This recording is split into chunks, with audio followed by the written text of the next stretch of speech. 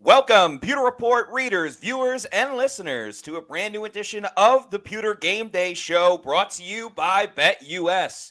It's another primetime game. It's Monday Night Football as the Bucs travel to Kansas City to take on the undefeated Chiefs. Thank you for everybody that is watching along with us. I'm your host, Matt Matera. Joined with me is my fellow colleague at PewterReport.com, Josh Queipo. Josh, you have the Bucs winning tonight. I do. Well, I'll feel a lot better if they pull it off. I'll look like Nostradamus, and I'll have a couple of bets that hit. So, let's see if that happens. I had some hard hitting analysis that went along with that predictions, which was no logic, all vibes. Hey, sometimes that's the best way to go about it. I mean, it's going to be an uphill battle. And looks like the Bucs are going to kick off first, so they'll get the ball in the second half. So we'll see the Bucs' vaunted defense on first, see if they can stop Patrick Mahomes, Travis Kelce, and company. By the way, no Jalen McMillan in this game. That was kind of the biggest news with the inactive. So a lot more reliance on Rakim Jarrett, Sterling Shepard, Trey Palmer. It'll be interesting to see. Yeah, I'm actually really excited to see this opportunity for Rakim Jarrett because it really carves out kind of a starting role in the Bucs 11 personnel for him. Mm-hmm. And from a body type perspective, and I honestly think he potentially has the best hands of the second line receivers behind Mike Evans and Chris Godwin, that it gives him the opportunity to take over that Chris Godwin role as the F receiver, the slot receiver. And I think he could do something with it. He'll face a tough test against this Chiefs defense, but I'm excited for him to get that opportunity. Yeah, we'll talk more about that when the Bucs do get the ball. As the Chiefs started out with a run from Kareem Hunt. Looks like he got about 5 yards. Yes, he did. Okay. And I'm a little bit behind you, Matt, because I don't even have them playing the first play yet. I've got the run is happening now. Okay, so it's the run play, then obviously they're lining up and everything. It's going to show, the camera's going to cut to like Travis Kelce close up on his face, like going to line up. After they cut away from Kelce and go back to the look of the whole game, let me know. I just paused it, so everybody keep that in mind as well. We are a little bit behind. All right, there went Kelce, so they're about to have the second play. Okay, I just unpaused it. 2nd and 5 for Tampa Bay, 14:30 to go. Mahomes takes the shotgun snap, throws it to Travis Kelce. He kind of jumped backwards after making the catch, so not a first down. Will be 3rd and short. But as expected, Travis Kelce involved early. And that was interesting, them getting him out wide against Zion McCollum. I think the Bucs would enjoy having McCollum on Kelce for much of the night. Although I don't think that they're going to move McCollum around to match him up behind Kelce. And Josh Hayes is starting at corner on the other side. He came in the second half. 3rd and short, Chiefs run it. Oh, the Bucs came so close to stopping it. Very, very close. KJ Britt in the middle flexing. Vita Vea involved. Will Golson as well. Looks like that's going to be a first down for Kansas City, though. Yeah, I'm trying to figure out why they were able to automatically discern that it was a first down without even bringing out the sticks. Yeah, right. Anyway, thank you to Up and Down. It says, before we get too far, you all are the best in Bucs coverage. Thank you so much for the kind words, Up and Down. We really appreciate that. Interesting setup here. You have JTS and Yaya both on the right side. Levante David's on that left side. Chiefs go play action. Mahomes has time, fires down the field. It's caught by Kelce. KJ Britt in the coverage, but that's going to be a first down. And already, Travis Kelce has 2 catches. Already, the Chiefs have 2 first downs. I'll say this is actually progress for the Bucs defense because Britt was at least in the area of Kelce. Tight coverage. Had his back to Mahomes, so that's how Mahomes knew that he felt comfortable with that throw.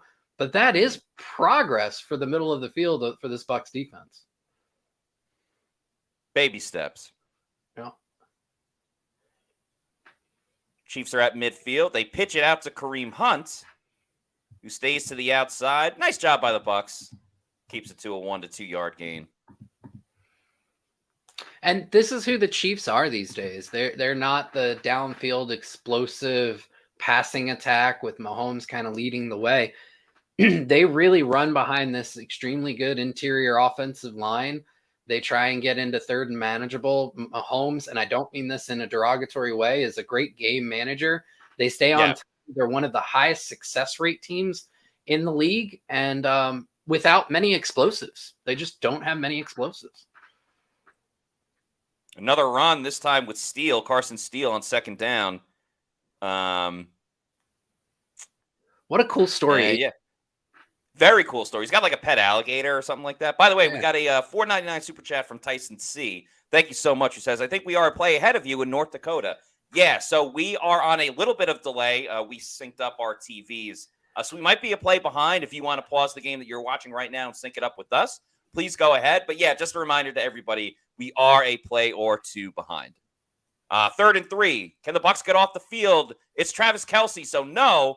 A nice stiff arm as well. Whitehead does make the tackle, but it is a first down. And as a surprise to nobody, Travis Kelce highly and heavily involved. He may hit the over on his receiving yards by the end of the first quarter. Yep, Kelce with a whip route there against Jordan Whitehead. And there is Taylor Swift. And this is just what I was talking about. I mean, again, you're not seeing downfield bombs. Kelce's averaging 8 yards per catch on his 3 targets, but they get themselves into these 3rd and 3s, 3rd and 4s, and here comes a bomb. And was he out of bounds? He was. Okay, now you're a little ahead of me. So it's a catch, but down at like the 1 or 2. Yep. And that's Xavier Worthy, their rookie. Yeah. What was he? A first-round pick, second-round pick? And I think they got him in the first round. The Bucs may want to challenge that one. Whoop. Yeah, the back of that heel looks like it's on the white. Yeah, neither one is in. Yeah, that should. No, be they said challenged. incomplete. They said there incomplete. You go. Didn't even have to use the challenge. All right, so and that is the explosive part of the Chiefs' offense. It hasn't hit very much, but Xavier Worthy, he set the record for the 40-yard dash at the NFL Combine this year, and Josh Hayes. I don't know what Josh Hayes was thinking there. Like, I couldn't tell you. Like, yeah, I mean, the Bucs got a little lucky there. You got to keep your eye on the biggest downfield threat there, and be competitive. All right, 2nd and 10. Quick pass to D-Hop, DeAndre Hopkins, but Zion McCollum quickly gets involved. It'll be a 3rd and long for Kansas City. We have not seen the Bucs in those situations too much, at least recently.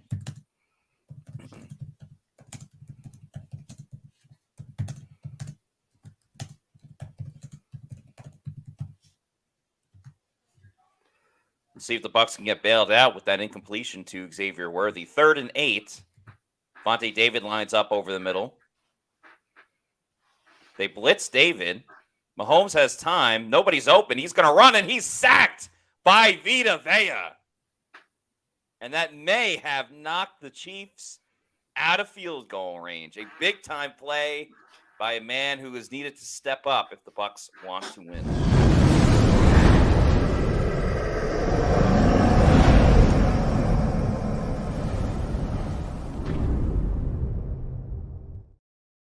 Great coverage by Tampa Bay. Yeah, Joe Tryon-Shoyinka actually caused Mahomes to move off his spot and try and climb the pocket there. Very interesting pass rush from JTS. He initially starts to drop, then comes in on a delayed rush, pushes Mahomes off his spot into Vea. But again, all of this was just because Worthy couldn't keep a foot in bounds. Yeah. And then now I think you are probably 10 seconds ahead of me. All right. 1, 2, 3, 4, 5, 6, 7, 8, 9, 10. I like it. Just unpaused it, showing the Monday Night Football graphic, and now we're on to the commercials. Let me send it out for you.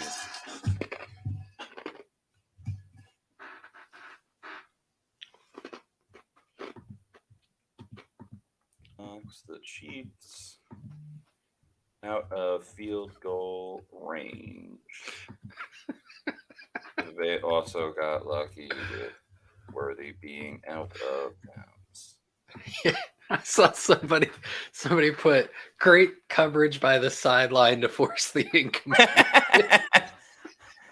Oh, Bucs shout out to fans Barry are Moore the watching best. from shout out Barry Moore watching from Australia. Yeah, what time is it over there? That's very cool. I think they're plus 11. So I wonder 7:30 in the morning, I think. I don't know if this was on purpose or just like an autocorrect type of thing, but Tyson C says, I really miss seeing Dominican Sue sitting next to Vita Vega. Them two are a force. I kind of like that as a side name, Dominican Sue. And Dominican Sue, of course, he's talking about. That's like, for those that watch the show, What We Do in the Shadows, there's Nandor the Relentless, but sometimes it gets confused for Nandor de la Renta. So anyway, Frank G says, why is Vea playing special teams? He's on field goal block. That's about it. Unless, like, you kind of think they're going to run a fake or something like that. BS83 also said, Tyson C says it was damn autocorrect. BS83 says, don't want to get ahead of ourselves, but tackling was good on that drive. Yeah, I would say so. It was. And again, I will say the middle of the field was not as extremely wide open as it has been over the past month and a half. So progress, as we said, baby steps. Shout out Will the Brewer says, what up, Bucs crew? My bro's at the game, but I'm watching from Chicago South Side. Very cool. Bucs start the game in shotgun. Little play action. Dump off pass to Cade Otton, who heads up the field in a solid 8 to 9 yard game. So Cade Otton picking up right where he left off over the past couple of weeks. Yep. He has 17 catches in the last 2 weeks, which is the most in the entire NFL. I wish I could say that was a pull from me, but I'm reading it right off the screen. Yep. Myself as well. 2nd and 1 for Tampa Bay. Being ahead of the sticks, that's a big thing that Liam Cohen spoke about this week. 21 personnel here. You tell me the pony package. Yeah, and the pony's out of the bar. Turns around, gets the first down. Well done by Rachaad White. Could have got tackled at the line of scrimmage. Frank G watching the game from the Dominican Republic. Let's go. Shout out the DR. Man, love the pony package. Yep. I have to imagine you're going to see a ton of it because the backs are relatively healthy. And the receivers, they're down to what? Numbers 4, 5, 6, and practice squad midseason signing. Yeah. Looks like Bucky Irving stays in the game at a running back. Trey Palmer goes in motion. They run it with Bucky, who makes a couple of people miss and gets a hard-earned 3 yards. Graham Barden absolutely tossing. Yep. Number 69 there.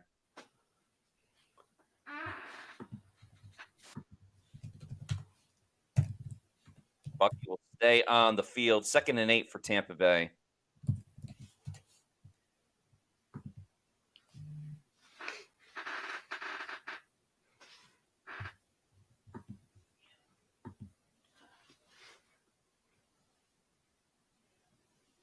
Baker in shotgun. Looks like Jarrett and Ryan Miller are out to the left.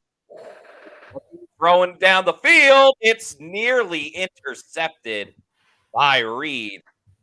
Didn't see the receiver he was looking for. Todd Bowles with the typical Todd Bowles look. Seems like Trey Palmer was the intended receiver. And a Bucs getting some breaks early on. Yeah, Baker. Worthy incompletion. Yeah. Baker's one of the league leaders right now in turnover-worthy plays. I mean, and most of his are going for actual interceptions. This was a big break for him versus what he normally has to deal with. Baker on 3rd down. The ball is tipped. Incomplete. So that'll end the Bucs drives. Karlaftis on the PBU. So no blood on either first drive from each team. And I would say that's actually a win for the Bucs. Yeah. Going 0 for I wouldn't say what was that? That wasn't a 3-and-out because they got the first down, but just trading punts to start the game. That I think is a win for this team right now, especially on defense. Tom says that drive is exactly how the season has gone. Good at first, and then we pooped our pants.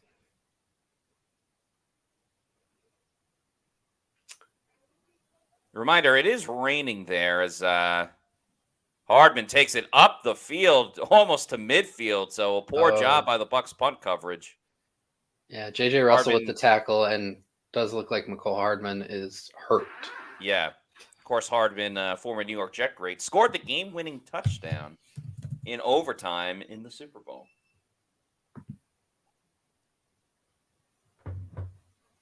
Baby boy to demand says Baker has another pass blocked at the line of scrimmage. He has to be leading the league in that.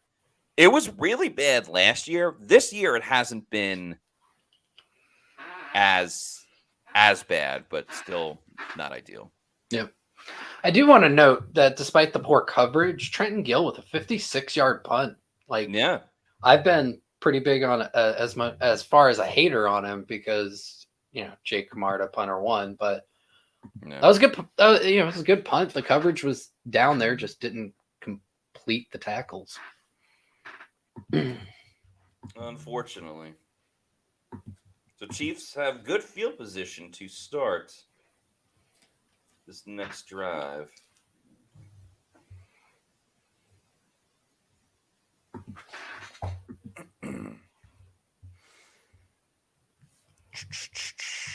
Will, talking about people in the comments, says, guys, it's early. Can we stop the doom and gloom and let the team play? In the chat specifically. Nicola says, if we would have ran, we probably would have been more solid. Baker playing as if we're down some scores. LOL. Hey, 2nd and 8 is definitely a passing down. So I can't say that I agree with that. They ran on first for a team that threw the ball 50 times last week and didn't want to throw the ball 50 times and really got away from their run game in the second half. Running on first down is kind of your best spot to try and run the ball because you have the whole playbook open to you there. So they did. They only got 2 yards. 2nd and 8, if you run, even if you have what's considered a good run in terms of yards per carry, 4 yards, you're setting up 3rd and 4. It's not a great spot to be in. So can't say that I agree there.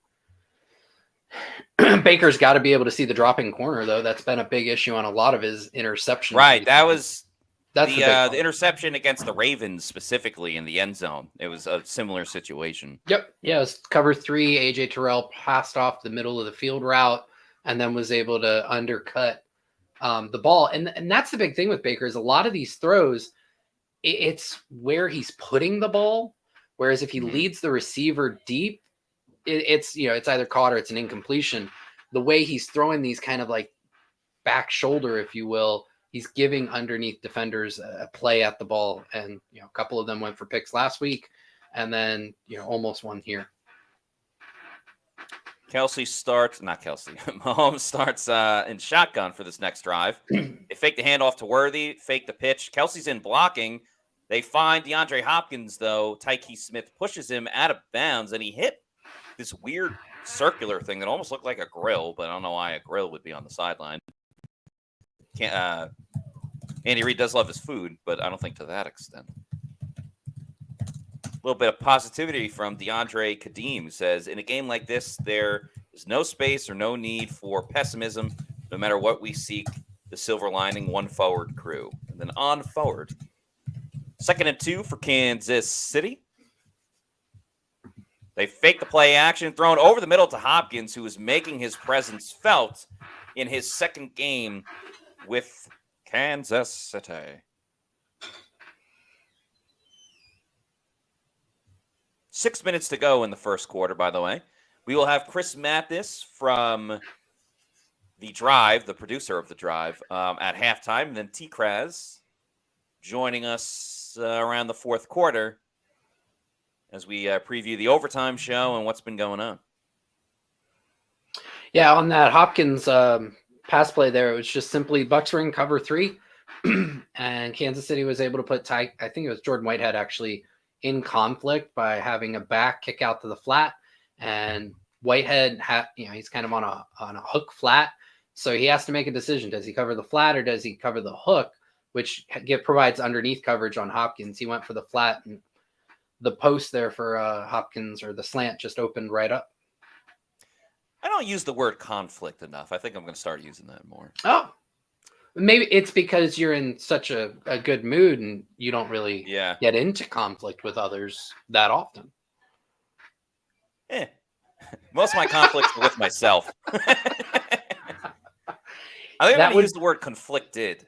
That's probably my favorite use of conflict. That would be one of the 3 great literary conflicts when they talk about storytelling: man versus environment, man versus opponent, man versus himself. What's the best conflict? That depends on your personal, what appeals to you personally in terms of storytelling. Yeah. By the way, JJ Russell is Look in the game. Yaya. Whoo! What a play! What a play! Yeah. I don't know if that's technically a sack, but no, it's a big tackle for a loss, though. Yeah, we're still gonna play the. We'll put up the graphic for Yaya. Yeah, it doesn't say sack on the screen anyway. Yeah, it just does a great job keeping his eyes on the play, and he did this last year. I want to say it might have been against San Francisco, where they also tried a double reverse, and they came back to his side, and it was one of the bigger plays to kind of jumpstart the back half of his season. Everybody always says, don't double reverse Yaya Diaby.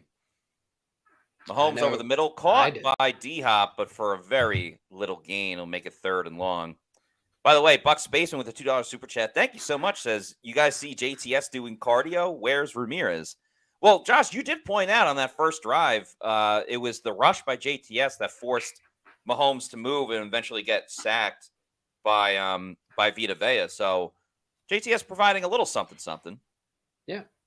And now Vi Jones is in the game as Rich B. Wow, they actually are subbing out KJ Britt. Well, yeah. JJ Russell was in a little while ago, and now Vi Jones is in for maybe JJ. So Bucs are trying something new. It was something that I thought Bowles was going to be forced into.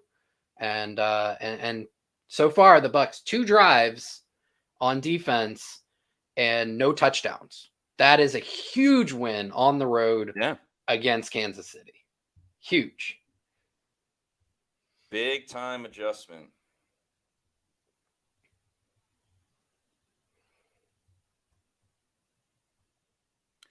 Butker lines up for the 40-yard attempt.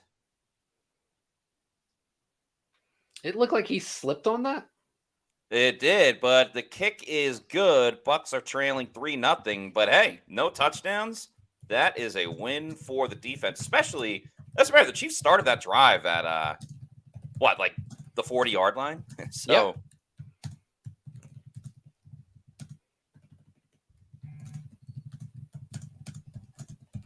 considering the Chiefs started that drive at the 40, that's a great by the Bucs. Hey, if they can change, maybe we can all change.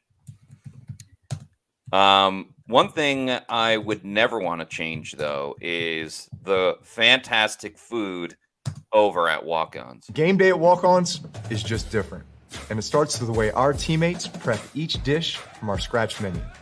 No shortcuts. We are hand cutting every single mozzarella log straight from the block. Hand peeling, stuffing, and bacon wrapping each voodoo shrimp. Hand carving ribeyes for our steaks and po' boys. And hand slicing, then tossing our boneless wings in our house-made sauces. With wall-to-wall TVs and food like this, why would you want to watch anywhere else? That's game day. The Walk-Ons way. Shout out to Walk-Ons. Take advantage of their happy hours, which they have all day on Tuesday. So if you're not doing anything tomorrow, check out the happy hour Tuesday deals. That includes $5 Tito's. They also have it from 3 to 6 on Wednesday and Thursday and 9 to close. And, of course, Friday from 3 to 6. Some of their drinks include $3 happy hour pours, $4 house wines. You can get a 22-ounce domestic draft for $5.49. Their starters include boneless wings, cheeseburger sliders, and small waffle cheese fries. There are no wrong choices to pick from when it comes to walk-ons. They have 3 locations, one in Lakewood, I believe, one over in Wesley Chapel by Scott, and there's one in Midtown pretty close to me. So if you're not doing anything this week or want to go there this weekend to watch some football, Walk-Ons is the place to go. And I mentioned football because on Saturday and Sunday, they have special deals with their pints, Michelob Ultra, Bud Light, and Budweiser for $4.49. You can get the 22-ounce for $5.99. Also, $5 Heineken Silvers and $5 Neutral. So check out Walk-Ons, and you'll have a great time as we get ready for this kickoff.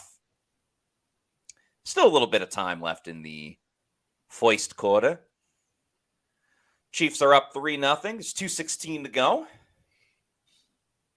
No need for the Bucs to panic. Bucky Irving drops the kickoff, but is in the end zone and is in no harm or danger of a safety or anything like that. So Bucs will start at the 25. And they're showing a replay of Graham Barton. He was probably pissed that Duke was up 11 in the second half and did not cover plus 21. He doesn't care about the gambling side, but probably pissed that Duke lost. Big if true.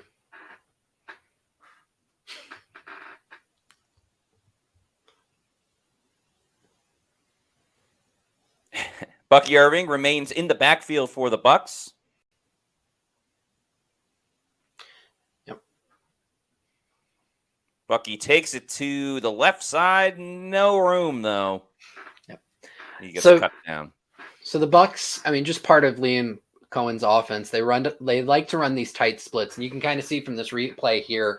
They basically had all 11 guys in that end zone shot up close to the line of scrimmage. When they do that, it makes it very easy for the Chiefs to move to a 5-man front and still have 2 to 3 second level defenders to give them 7 or 8 guys in the box, which is going to disincentivize that run game and make it very difficult for the Bucs to get anything going unless they can work out outside zone.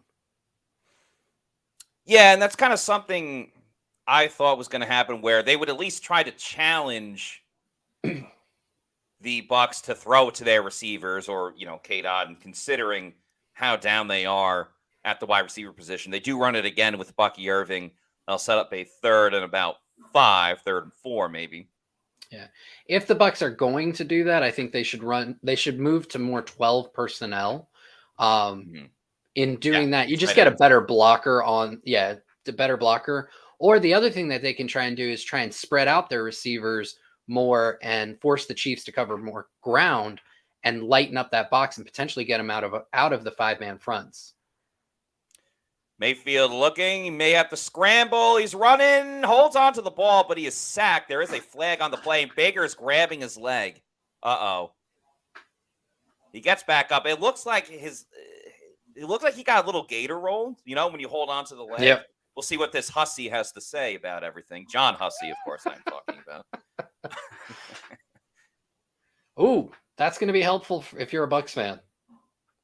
Holding on the Chiefs. First down, Tampa Bay. Yeah, they were saying 17, and they were showing Sterling Shepard, and I'm like, did he get the team wrong? But no, it's 27 on the defense. So look at that. Bucs getting the calls against the back-to-back Super Bowl champs. Trying to figure out where the hold happened. Oh, listen, great call for the Bucs. Very happy for them. They've been screwed with a lot of calls this year. That was very ticky-tack. But anyway, 1st and 10 for the Bucs. Don't cry for me, Argentina. They run it with Rashad White. Sexy Chad gets about 3 yards. So the Bucs kind of plugging away. And, still no Sean Tucker.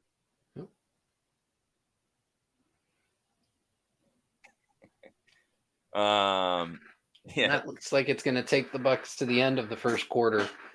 Only down 3-0 in the end of the first quarter. I'd say that's a win for Tampa Bay. absolutely. And they're driving. All right. I will address this from Nicola Legestina. Yeah. Sean Tucker is probably the best pure runner of the Bucs 3 running backs. Yes, 100%. I won't disagree with it. He has a speed, explosiveness, and I would say a kind of bowling ball type of strength to bounce off tackles that the other two just don't combine all of those talents. The reason why Sean Tucker is buried at number 3 on this depth chart and has trouble getting on the field has a lot to do with one skill he does not possess, which often you can ask any offensive coordinator, any offensive coach across the league, and they're going to tell you, if you can't do this, you're probably not going to get on the field. And that is pass blocking. So because the Bucs don't have faith in Tucker's pass blocking, he's not going to get on the field because one of 3 things is going to happen. If he goes on the field, well, then the Bucs probably don't want to pass the ball. And that's a tell for the defense. You silo the offense, and you're basically advertising to the defense, we're going to run the ball. So then they can stack the box, and it makes it difficult for Tucker to be effective. Or if you do try and pass, well, then if he's not good at pass protection, the route combinations probably call for him to get out into the routes quick rather than stay in and block. Again, that allows the defense to then send 5 or 6 guys, and you don't have enough blockers to necessarily pick up all of the pass rushers. Or the third thing is you do keep Tucker in there, but he's not good at pass protecting, so he either misses his assignment or gets run over. In a lot of those situations, what you're doing is you're making your $100 million quarterback vulnerable. He's the most expensive player on the field. The number one job for the offensive coordinator is going to be to protect him. If Sean Tucker can't protect him, he's not going to get on the field. No, it makes sense. I mean, we've seen for years now that if you can't pass block as a running back, you are not going to play. I think it's just frustrating. And everything you said makes sense. You know, if you know he's on the field and they're not going to pass it, you can just completely stack the box. I think fans are just frustrated because he looked so good against the Saints. But I think we have to remember, I get it. Saints versus the Chiefs. Right. And the other thing that I'll kind of remind fans is the Bucs run game has been good since the week before Tucker went off. And it has remained good even since then, even with Tucker not on the field. The biggest issue with the Bucs run game through the first 4 weeks of the year was they weren't blocking very well, and specifically because they're not great at blocking mid-zone, wide zone, outside zone, which was the base run scheme of this offense. But to Liam Cohen's credit, he figured it out. He figured out, my guys don't block that very well, but you know what they do block? They block gap really well. They block counter really well. They block power. They block lead, duo. So he just started calling a bunch more of those runs, and every one of the backs was doing well with that. Right, like they ran it well last week. They just stopped running it, and that was like part of the issue. Did they get the playoff? No. So that's what it is. Second quarter has been a huge bugaboo for the Bucs, as we've seen. How do you get a delay of game coming out of a quarter break? What is going on here? The Bucs find ways to defy the normal for sure.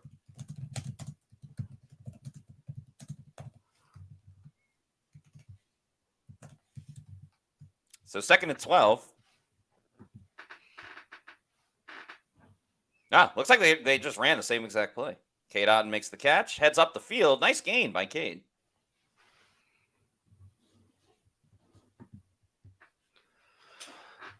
I thought that was interesting, because you saw Baker do the play action on the penalty. I'm not saying it's like a bad thing to do the play again. Yeah. But, I don't know. And I like that gets the offense in rhythm. It's a pretty, simple play, half field read. Right. It's you're not going to put the ball in danger. They picked up a bunch of yards. 3rd and 1. Can the Bucs convert on this short yardage play? Looks like they can. And then some. Goes in motion. Gets the end around. That's a first down and more. Sterling Shepard. The Lord is my shepherd. As Kyle Trask hops over Shepard. A great gain. Very similar Josh, to a couple of weeks ago. I want to say against the Ravens, where they ran it to the left side on a 4th and 1 with Jalen McMillan. Now, obviously, McMillan is not playing in this game, but looked a little similar with Shepard, just to the other side. Yep, absolutely. Big ups by Kyle Trask, which I think could be a movie reference if I remember it correctly. Yeah, ups with the old man and the kid and the dog. I was thinking of, did you ever see an old Jeremy Piven movie? Also had Catherine Hahn and Will Ferrell made a small cameo called The Goods. Is it? Do they like sell cars in it? Yes, that's the one. I've seen it once on Comedy Central. Yeah, Will Ferrell's Abe Lincoln, and he falls out of the sky. With some accoutrement that we cannot talk about on the podcast. Oh, I remember who's it? Craig Robinson was DJ Request, but he doesn't take any requests. He doesn't take any requests. I couldn't even really tell you the plot line, but I remember those moments specifically. So that is hilarious you brought that up. Yeah. By the way, pony package. There it is. And that's a first down. And just calling back to the Sean Tucker, I think that's how you get Tucker on the field.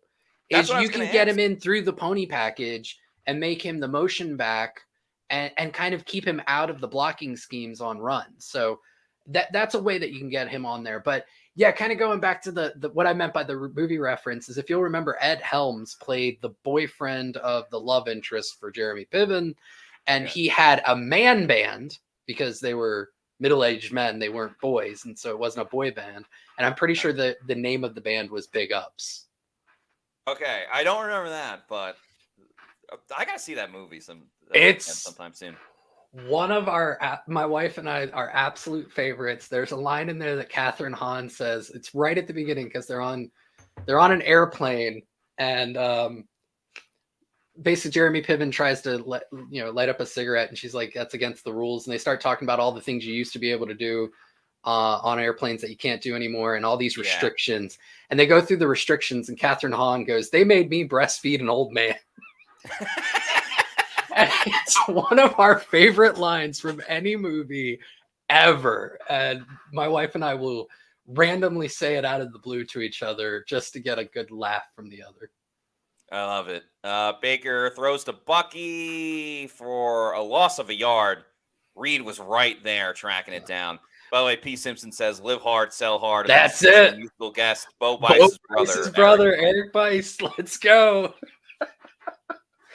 Oh man, this is going to be the toughest part of the Bucs offense without Mike Evans. Is you really lose a vertical element that opens up a lot of this underneath stuff, and that's why Irving was unable to really have any space after that catch. Bucs are in field goal range clearly. Oh, that was offsides. Come on. Doesn't matter. Baker doesn't matter. Caught by Sterling Shepard.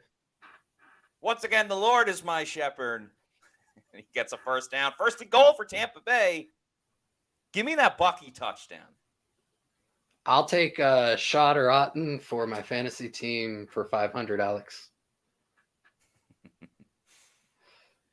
Sterling Shepard, wide receiver 1. By the way, for those Pewter Report viewers who read our predictions, I put my money where my mouth is. I have the Bucs. I have 2 different bets on the Bucs tonight, +9 and the money line. And there is your, oh no, it's Rachaad White. Touchdown, with the pitch Rachaad and the White. touchdown. Tampa Bay takes the lead 6-3. Rachaad White, playing in his hometown of Kansas City, reaches the end zone.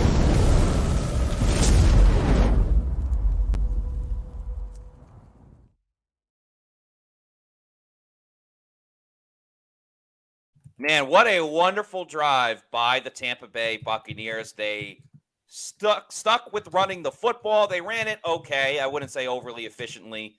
Had a couple of big shots, not even like that far down the field, but the yards after the catch. Sterling Shepard, great. Cade Otton doing his thing. The extra point by Chase McLaughlin is good, and the Bucs now lead 7-3.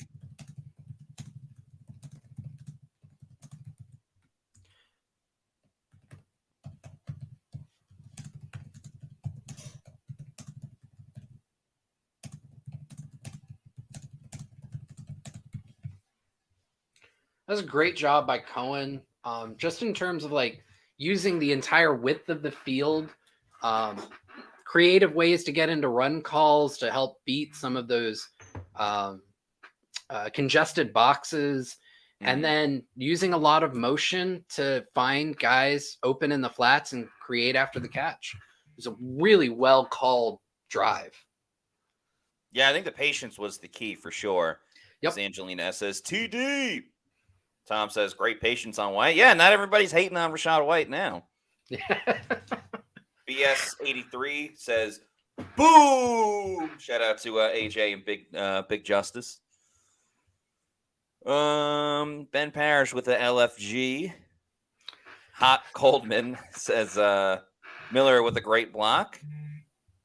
Tom says, our O-line is beefy. Keep using them. And then Bucs the other fans thing says, oh, go ahead. No, I was just reading Bucs fans' comment who says, that's it, long drive, ending with 7 points. Well, and I think the other thing to keep in mind, that drive almost didn't happen. That was a third down sack on Baker Mayfield that got called back for a defensive holding that allowed the rest of the drive to happen. So huge penalty by on Kansas City that really helped enable the drive. Yeah, I think that's the football gods rewarding the Bucs for some of the missed calls, you know?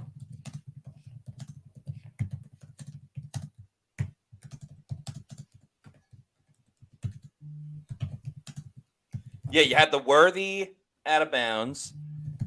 You had what should have been an interception on Baker Mayfield. And, of course, the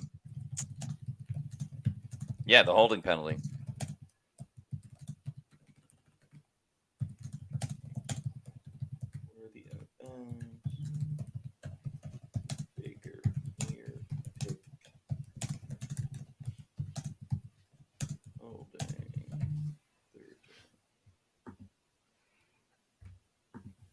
Bucs Communications has tweeted out, only 3 NFL players have 8 rushing and 8 receiving touchdowns since White entered the league in 2022. Rachaad White, and then a couple of guys that the Bucs are going to see next week. Christian McCaffrey, potentially making his season debut, and Deebo Samuel. McLaughlin's kick goes through the back of the end zone for a touchback. That's got to be cool for Rachaad White scoring in his hometown. Yeah. And he's such a great guy. Like, yeah, it's good to see great guys have good things happen to them. Agreed. All right, Kansas City sets up shop. They go play action. Mahomes has time. Anthony Nelson with the rush. They throw it to Travis Kelce, but it's immediately tackled by Zion McCollum. So once again, the tackling of the Tampa Bay Buccaneers doing a great job.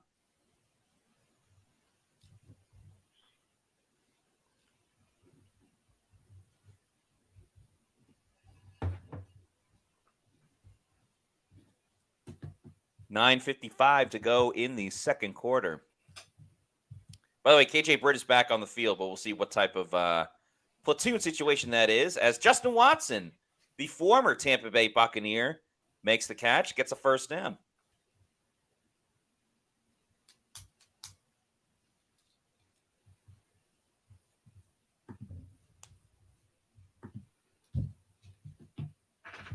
Mahomes is 10 of 11. That's crazy.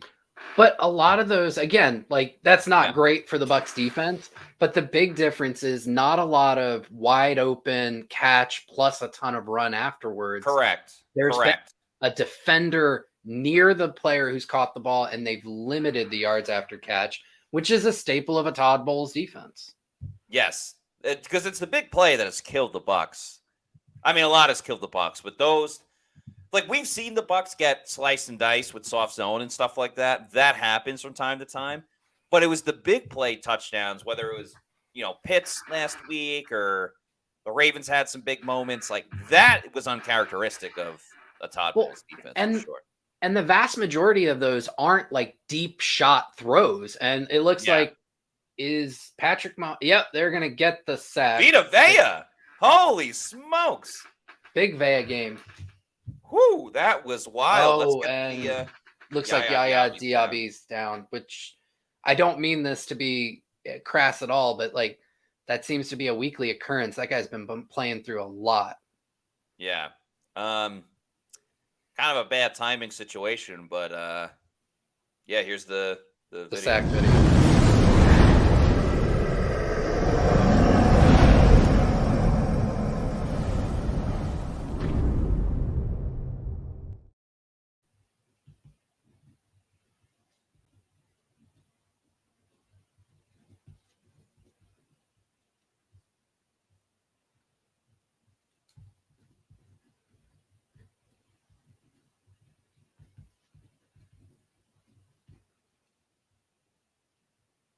Yeah, it's been a rough season for Yaya. I mean, you go back to training camp where he injured his ankle. And it's kind of found him. Yeah, he's been playing through so much. Like, and it seems like for much of it, like he goes out and then he comes back in, and you have to imagine like how limited has he been in terms of what he's playing through. Right. That's 5 sacks on the season for Yaya Diaby.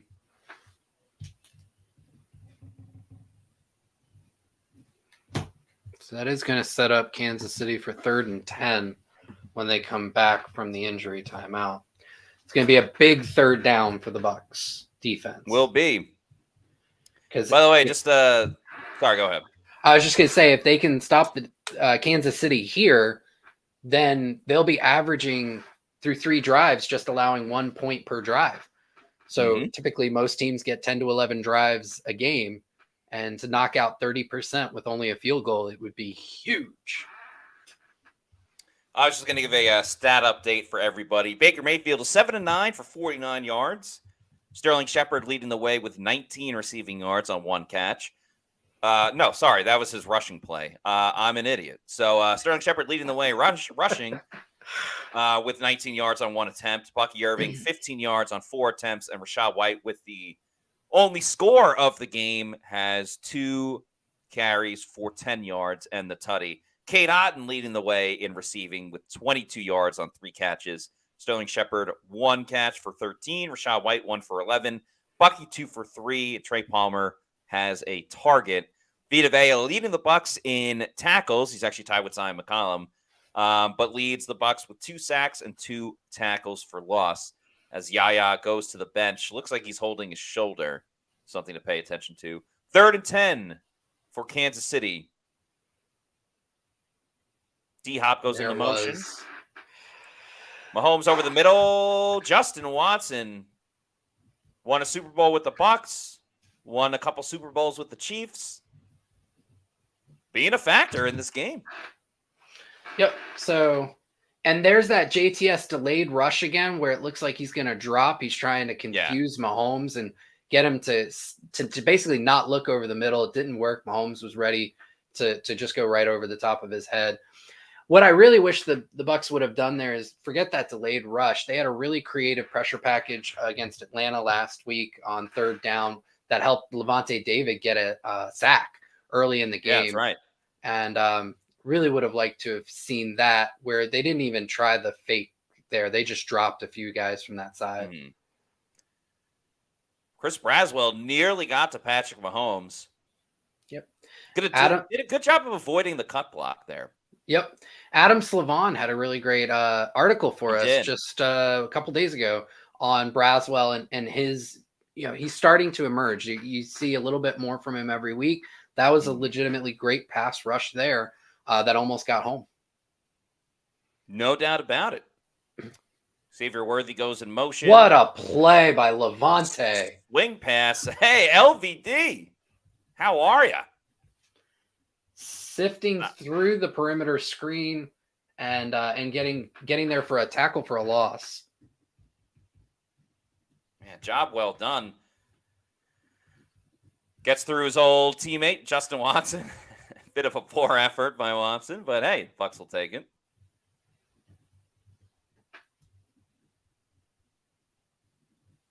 6:25 to go. Let's remember the Bucs get the ball to start the second half. Mahomes in shotgun takes the snap.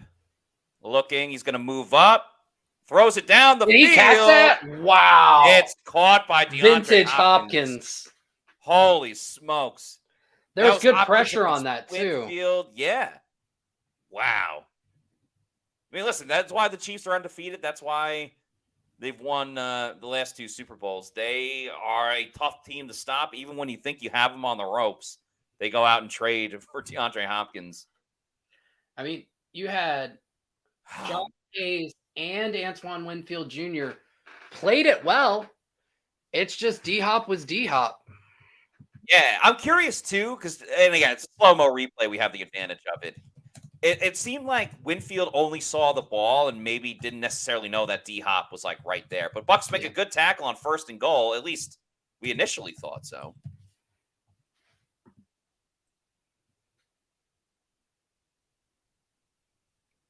I don't know. I could just be overthinking it, but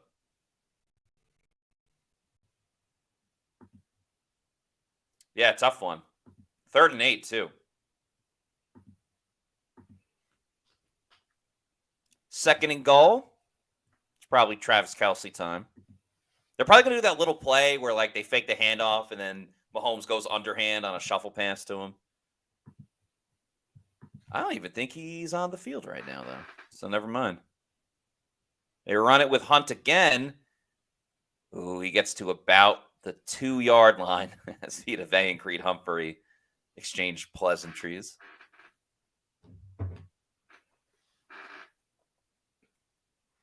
I feel like this has been a pretty quick game. You know, the last few that you and I have done together have felt that way. Like, and I'll give the refs credit so far, haven't really inserted themselves into the game to create a lot of stoppages. No, I love it. I'm all for less penalties. Like, let the play on the field decide it. 3rd and goal.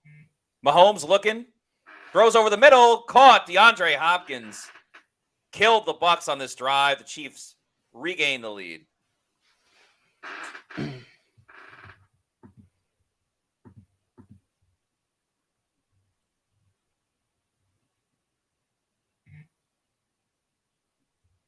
Man. Crazy back and forth.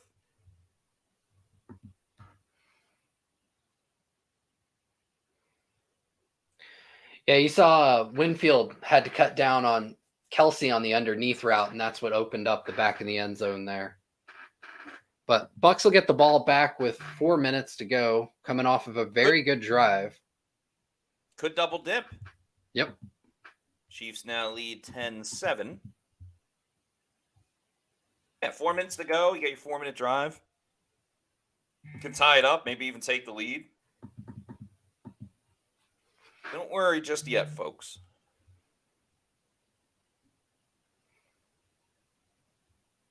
And I wouldn't freak out about Josh Hayes. Like, yeah, that play wasn't great. The deep ball to Hopkins is, that's a tough one for anybody. So I think that's going to be something that Kansas City tries to exploit in the second half. Hopkins already up to 6 catches for 66 yards on 6 targets. Damn. The devil. Not DeAndre Hopkins, just all the 6s.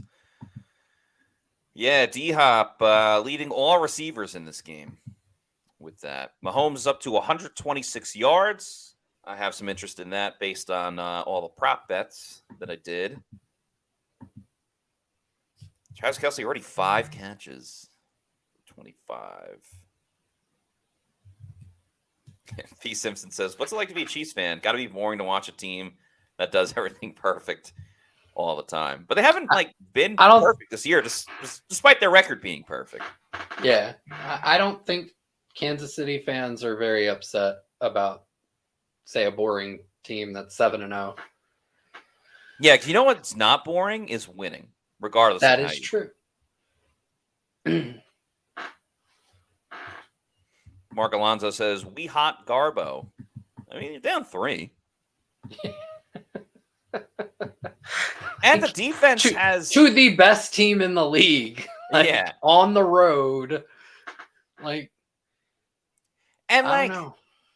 the D-Hop play was, that was 3rd and 8, quite difficult. It wasn't like he was wide open and stuff. So I'm actually pretty impressed with how the defense has looked.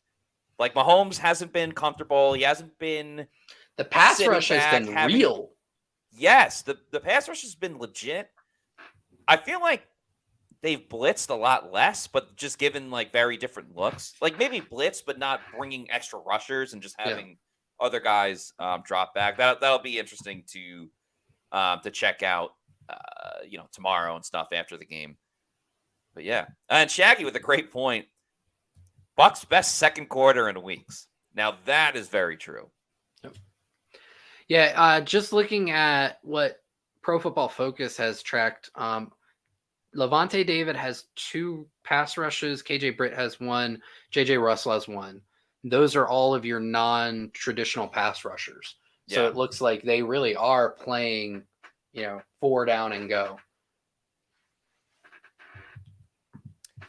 We have a super chat from Lucas Patisse. Thank you very much, Lucas. Of $1.99 says, why don't they let Christian Izzy play cornerback?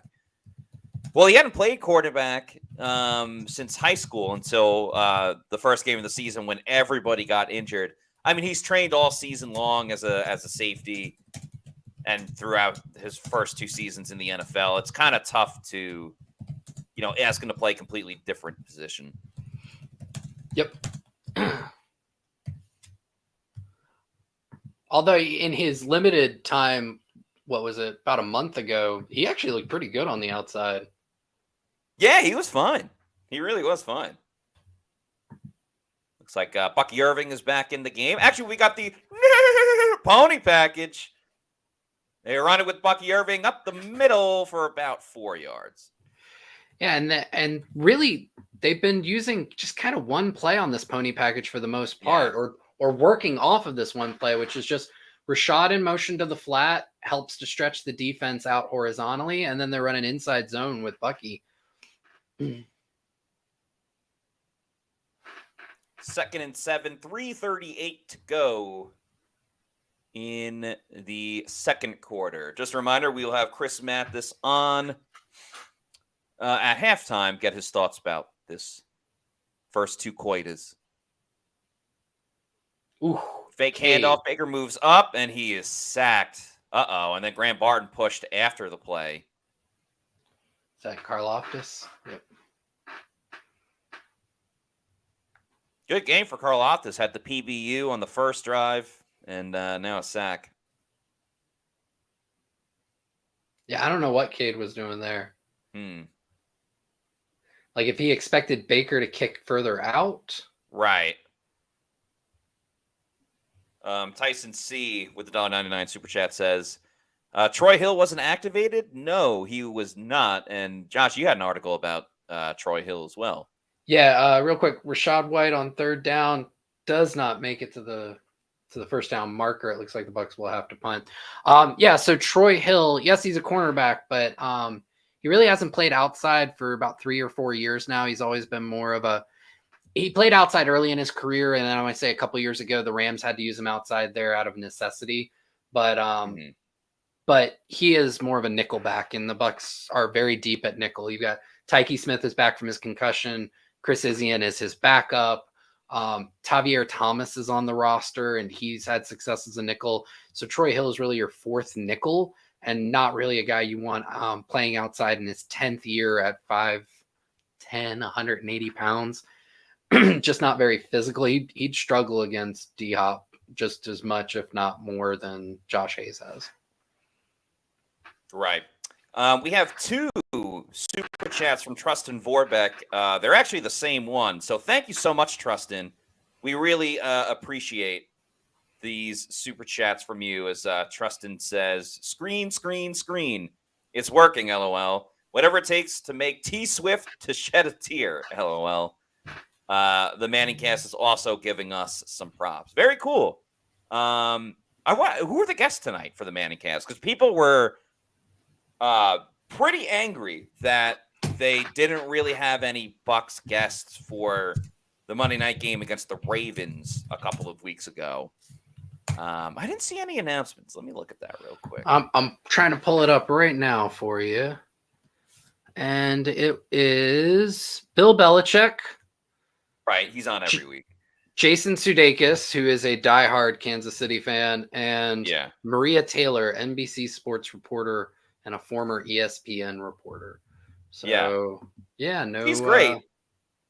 So the Bucs have had, what, 2 of the last 3 Monday night games have been the Bucs. And not one, like, even connection to the Bucs. Like, Bert Kreischer is a well-known Bucs fan. Yeah. Was in the Creamsicle video. You know, Rondé Barber, probably chilling. Bruce Arians was just on Part of My Take the other day. He's available. Get him. Yeah. Screw it. Get Leonard Fournette. He's not in the league right now. Have him go on. But would he say positive things? Better for ratings. That's not a bad point. Yeah, Tristan says, why not Brady or Arians? Brady, I don't know, because he's with Fox now. And I know they get guys from different companies, but I think it's a little bit different now that he's a broadcaster. Fox has been limiting Brady's like interviews on their own network. I just don't see him doing Manning cast, at least not for the foreseeable future. But Arians, he's been on it before, like while he was with the Bucs too. If the Bucs like didn't have a Monday night game, because then he'd be playing. What they should get is Big Bad Brad Johnson doing trick shots. Yes, exactly. They absolutely should do that. 4th and 5. I don't think the Bucs are going to fake it, considering how that went last time. Oh, what a bounce! Blocked. Trenton Gill. Whoo! Heyo.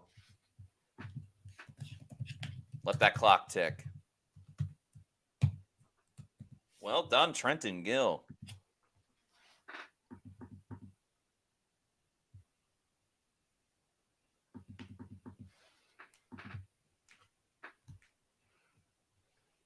Sashley says, fire Bowles just for the fact that we always have a terrible pass defense. They've allowed 1 touchdown. They're down 10-7. Let's see. I'm trying to think. 18 dropbacks. Yaya Diaby back in the game.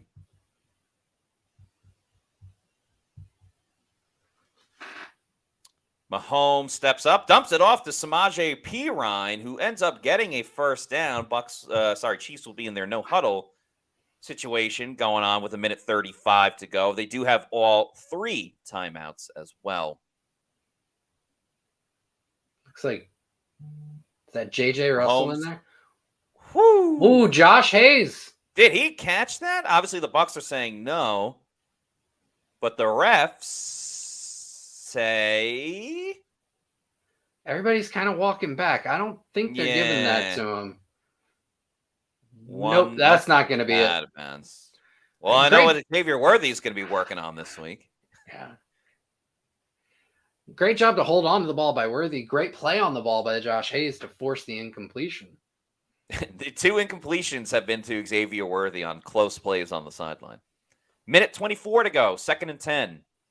Mahomes has some time. He's backing up, though. JTS nearly gets to Mahomes. I guess we'll say a receiver was in the area. As you say, there's no receiver in the area, and he absolutely didn't break the tackle box. That didn't even get to the line of scrimmage either.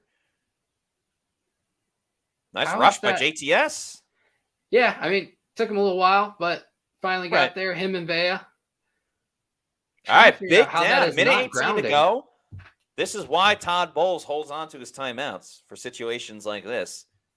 The Bucs can get the ball back. I'm sure that's exactly why. Mahomes looking, throws down the middle, caught by Travis Kelce. Chiefs are at midfield. I'd recommend calling a timeout, but I am not an NFL head coach. They do call timeout with 1:10 to go, and Travi making a big play. Chiefs are at midfield.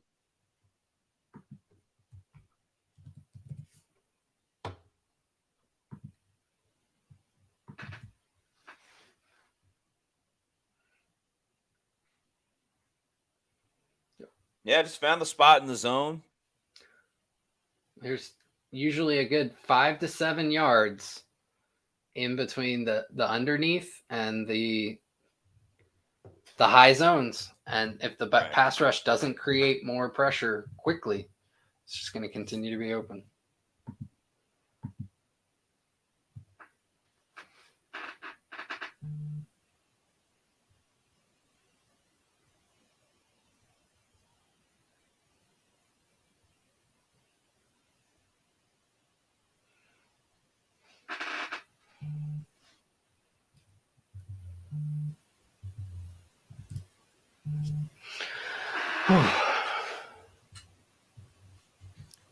Let's see what the people are saying.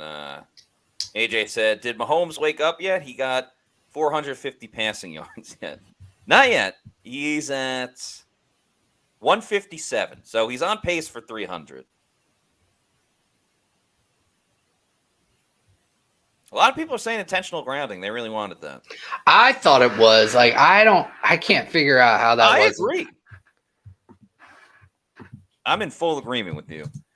Paul, aka OG Baker Bro, thanks for the $2 super chat, says this defense is disgraceful. They have been at one point or another. They've been okay tonight. Like compared to the last 3 weeks, they've been okay.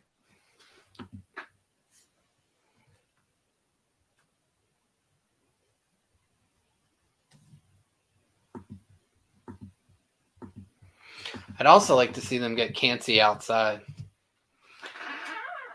A little something different, a little something. If you go back to that, what was it, week 6 against the Saints? Some of his best pass rushes were against Trevor Penning and I'm going to get his name, Tulisi Fuaga. Did I pronounce that right? Tulisi, yeah. Yeah, Tulisi Fuaga, which are the Saints offensive tackles, right? The strength of the Kansas City offensive line is interior. Get your best pass rusher and find him a matchup. And right. I think against Kansas City's had struggles at left tackle all season long. Like, put him out there. Mahomes throwing it deep down the field, looking for Watson. Just a little overthrown. I couldn't tell if Mahomes is doing the sign of like so close or if the mouthpiece, the way he was holding the mouthpiece. But either way, very, very close. McCollum on the coverage. With them stride for stride, really. I mean, he had a step ahead.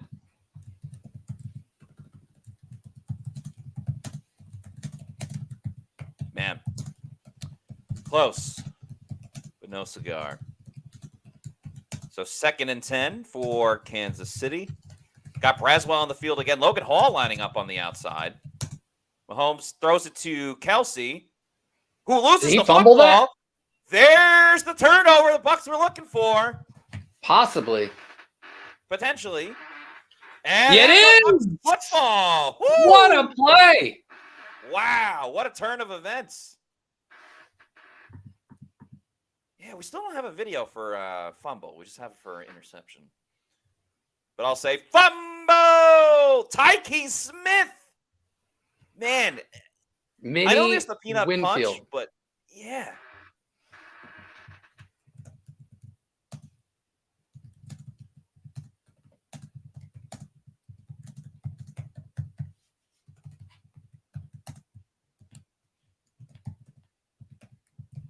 On the season.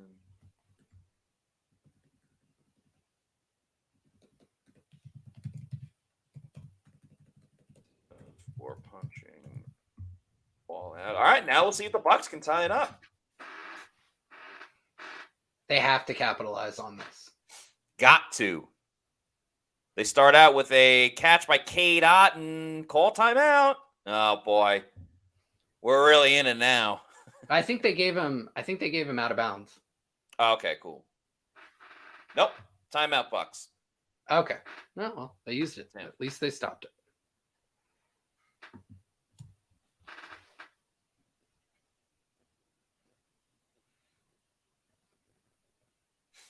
What a turn of events. It looked like Chiefs were going to tack onto their lead, but no, Tyke Smith had other ideas. Shaggy says, hit that double dip, boys. Yeah, they might be able to.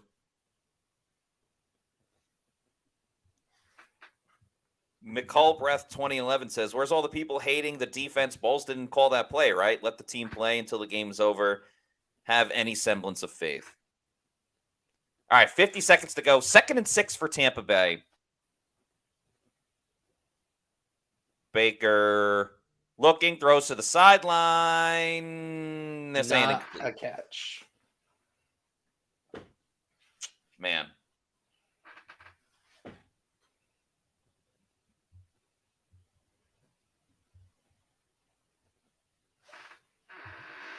Yep, 1 foot in. That ref was in the way, but it doesn't look like he got the 2nd foot in.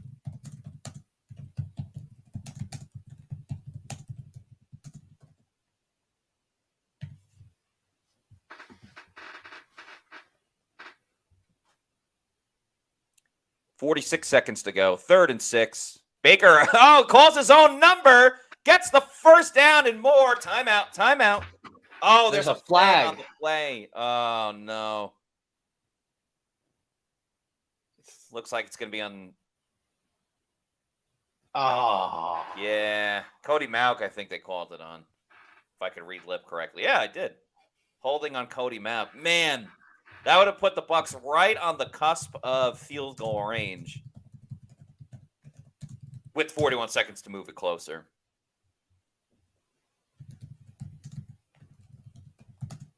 Man, Todd Bowles is not happy about that one. Oh, we got a spammer. We'll block that user. All right, back at it. So 3rd and 14, not impossible, but not ideal. Nope. If anything, that turnover is still big because it prevented the Chiefs from, tacking on to their lead.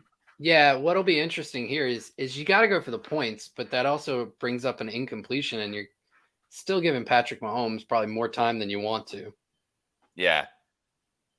Baker's going to run. He's heading up the field. Can he get the first down? No. And he gets out of bounds, which stops the clock. Yeah. Interesting. What do you do here?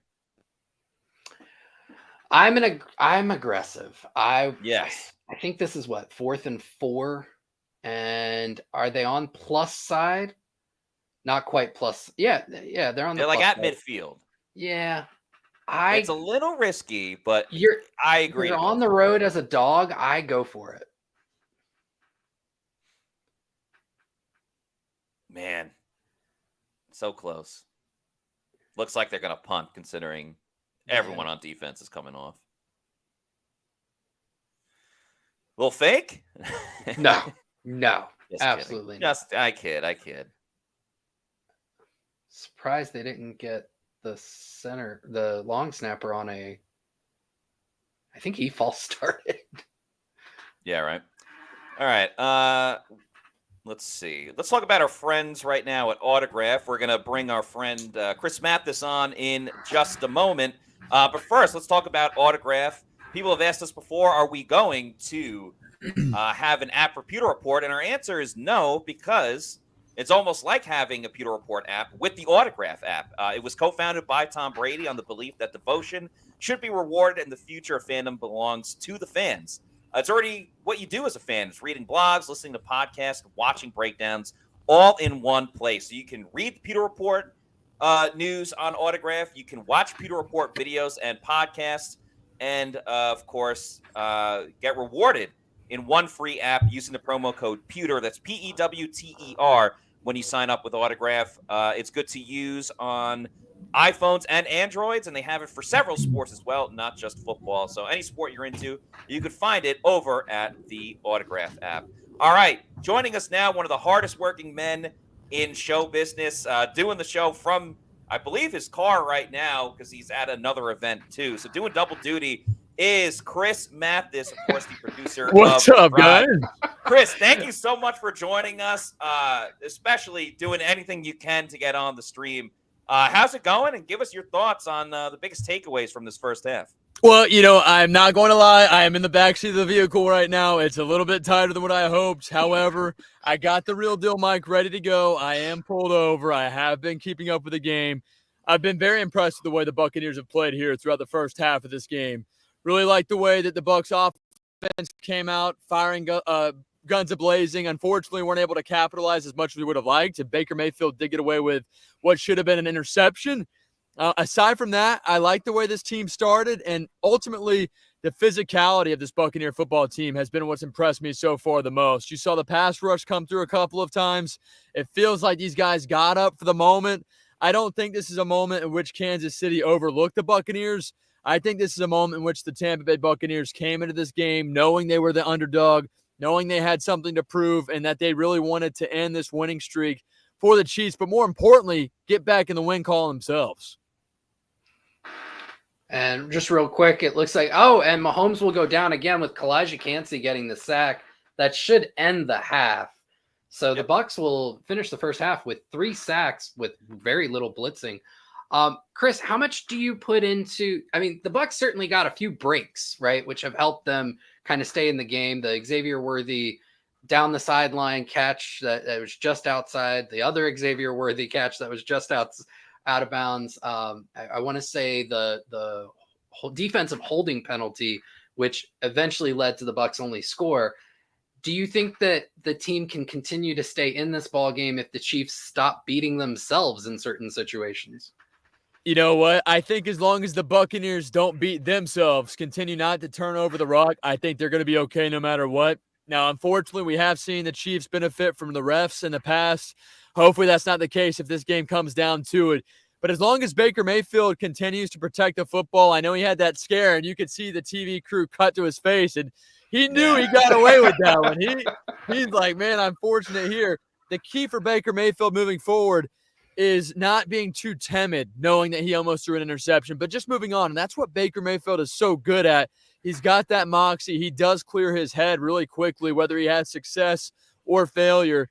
As long as the Buccaneers can protect the football, and I would love to see him come out here early in the second half and put up a touchdown, that would be massive, or even tie up the game, obviously. But if you can score early and smack Kansas City right in the mouth to start off the second half, I feel confident about this Buccaneer team.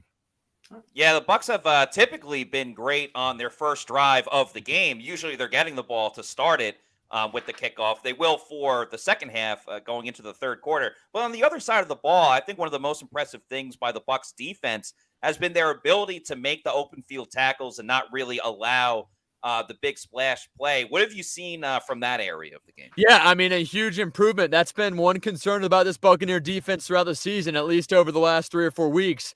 They haven't tackled very well. They haven't looked good in open space. We saw it against Derrick Henry. I know he's a different beast, but you saw even some of the better Buccaneer defensive players kind of checking out when they saw Derrick Henry running downhill. And I can't necessarily fault them, but you get paid to play the game. Try to lay your hat on them, do the best you can to bring them down. I've been impressed with the way this Buccaneer defense has come out strong here in this first half against the Chiefs. Again, not necessarily the best well-oiled machine that Patrick Mahomes has had in his career. However, it is Patrick Mahomes. They are undefeated, and the Buccaneers knew exactly what they were up against here tonight at Arrowhead. I've been very impressed with this Buccaneer defense. And 3 sacks in the first half. Yeah. I don't care if it was blitzing or not. Give me the 3 sacks. Gotta love it. Last thing from me that I want your opinion on is a big question really was who's going to step up on the offense outside of the running back situation. Kadon continues to do it, and Sterling Shepard has made one of the biggest plays of the game with his 19-yard rush. Is Sterling Shepard wide receiver 1? Is he the guy that the Bucs are going to have to rely on moving forward? It seems to be that way, and I never would have expected that, to be quite frank. I thought Sterling Shepard was kind of a nice hire and sign for Baker Mayfield to have his guy back, bring the band back together, and he slowly had to become not only just a part of the offense, but more so a leader, a guy that these younger receivers look up to, and even more than that, someone that has to produce out on the field, which, again, I never expected when the Buccaneers initially signed him to the practice squad. So I've been impressed with his ability to just step out there. People talk about this guy like he was something great. Yes, he was a veteran. Yes, he had some success early in his career with the New York Giants, but this isn't a guy who was a 1,000-yard receiver year in and year out. 3, 4, 5, 6 years in a row. This guy just came out. He's been able to be reliable for Baker Mayfield. And more importantly, I think he has taken that wide receiver 1 jump because Jalen McMillan just hasn't been able to do so. Him and Baker have not been on the same page early on this season. Chris, last one for me. Just your thoughts on the offensive line overall. The Kansas City has a pretty tough front 7. I think there's just 1 sack on Baker tonight, and it really came from Cade Otton just not being able to secure Karlaftis. But other than that, the offensive line seems to be giving him time to throw the ball. Your thoughts on them against a pretty high level of competition? Yeah, without question, Josh. And I've been very impressed with the Buccaneer offensive line. This is an offensive line that game in and game out, I feel like they've risen more to the occasion, even with certain guys like Luke Gedeke who were out early in the season. They had a formidable offensive line. I'm not going to say it was great, but it definitely was good enough for them to win football games. And tonight you're seeing Baker Mayfield take his time in the pocket a little bit better than what he had done, and knowing, hey, if I don't have to scramble, I'm not going to scramble. I'm not going to force a play.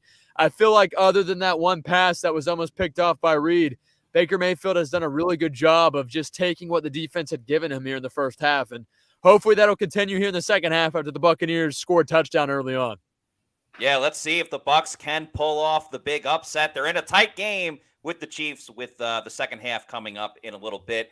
You can follow Chris Mathis at the Chris Mathis. See it on the screen right there. You can listen to Chris on The Drive with T-Kraz Monday through Fridays in the afternoon. Chris, we'll let you get back at it, but thank you so much for joining us this evening. Thank you. I appreciate you guys. I'm hitting the road. Go Bucs. Appreciate you, brother. Safe travels, my man. Thanks to Chris Mathis for joining us this afternoon. I keep saying this afternoon. This evening, we are watching the game at night. Just a quick stat update for everybody. Let me make sure this is correct. Baker Mayfield, 9 of 12 for 59 yards. I don't know how many people expected that type of number, but hey, Kansas City is a great defense for a reason. Sterling Shepard leading the running game with 19 yards on that one end around. Bucky Irving, 5 for 18. Baker, 2 for 12. And Rachaad White, 2 for 10. Cade Otton, 4 catches for 26 yards. Rachaad White, 2 for 17. Shepard, 1 for 13. Bucky Irving, 2 for 3. Tyke Smith now leads the Bucs in tackles with 7. Also has that forced fumble. Vita Vea, 4 tackles, 2 sacks. The other sack was Kalisha Cansey as well. 1 pass breakup has been given. That is Josh Hayes. The Chiefs, Patrick Mahomes, 18 of 22 for 166 yards, 1 touchdown. Kareem Hunt, 7 of 16 rushing. P. Ryan, 10 yards rushing. Mahomes, 1 for 7. Carson Steele, 1 for 5. DeAndre Hopkins, 6 catches, 66 yards, and a touchdown. Travis Kelce, 7 for 51. Justin Watson, 2 for 31. Samaje Perine, 3 for 18. George Karlaftis tied with Brian Cook with 4 tackles. Karlaftis has the lone sack. And Karlaftis also has a pass breakup. Justin Reed with a pass breakup as well on that dropped interception. So no one really doing it in the ground game on either side. But, that's why it's a 10-7 game. It's been fairly low scoring so far. Yeah, and one thing that I'm surprised to say, the Bucs have actually averaged more yards per play than Kansas City in the first half. The Bucs have averaged 5 yards per play.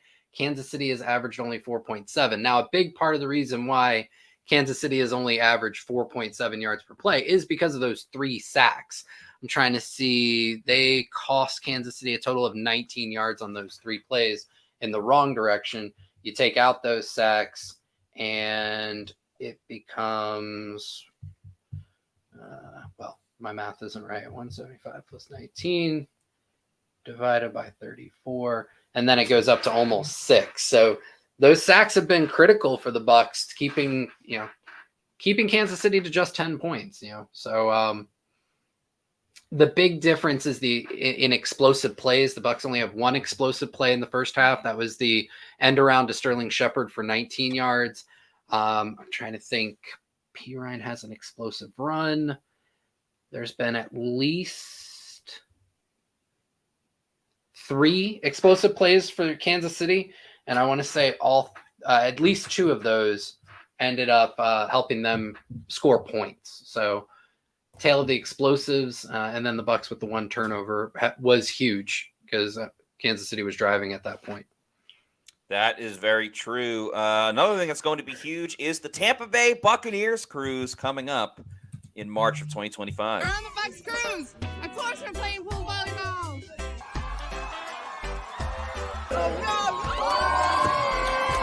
Hey, we on the Bucs cruise, of course. Anytime I say Tampa, they will say Bay.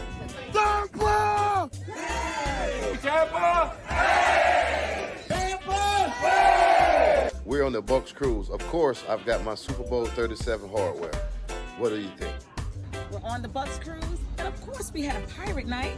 Arr! Arr!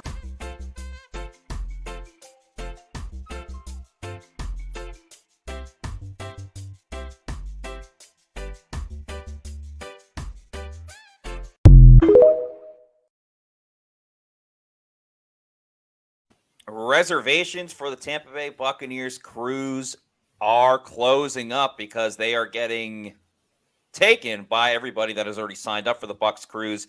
You have until December 1st to reserve a cabin for the Buccaneers cruise, which is taking place March 7th through the 10th out of Key West. Also goes to the Bimini, Bahamas, the Keys, all that good stuff. Going to be a very fun time. Yaya Diaby's going to be there, Jordan Whitehead, a ton of other Bucs, Mike Allstott, a lot of former Bucs as well, Derek Brooks. So it's going to be a lot of fun. Get it as a Christmas gift for a loved one. Pewter Report will be on the trip as well. So we know you're there to see the players play in that volleyball match. But yeah, another bonus is you get to hang out with us. So we'll have Pewter Report with the Pewter people. Again, you have until December 1st to reserve your cabin. You can do that on TampaBayBucsCruise.com or call 800-975-7112. And we hope to see you on the Bucs cruise. All right, we have about 2 minutes until the start of the third quarter. Let's get the temperature of the Bucs fans as we get ready to go. Ryan S. says, I like running behind Wirfs with the two tight ends out left, too, like on the Rashad touchdown run. Let Wirfs' athletic self pull to the outside.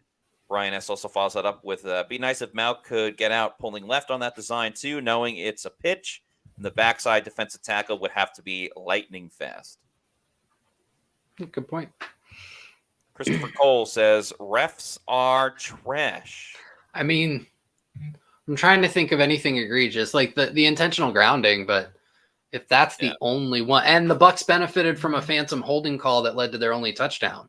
So, Chris, right. I mean, unless you're saying they're trash because they blew both those calls, one for the Bucs, one against, I think the refs have actually done a pretty good job this game.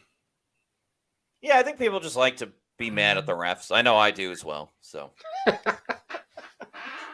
No, I think the bigger issue is that the Bucs can't get anything going with their receivers. I'll go back to that last offensive drive before the half. I think it's kind of a slept on, but it was a big play. The speed out to Sterling Shepard, you've got to be able to complete that. It's a 5-yard speed out that would have netted a first down after a big turnover against a deep drop. Like those, Baker and Shepard have to connect on that. I'm putting that on the quarterback more than the receiver.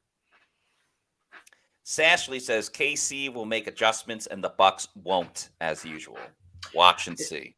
It'll be interesting because on offense, one of the things that's made Liam Cohen really good this season, in my opinion, he's actually done a lot of adjusting in the second half, largely to success. Now, Sashley, if you are saying about the Bucs defense, yeah, I would agree with that. True. Let's see.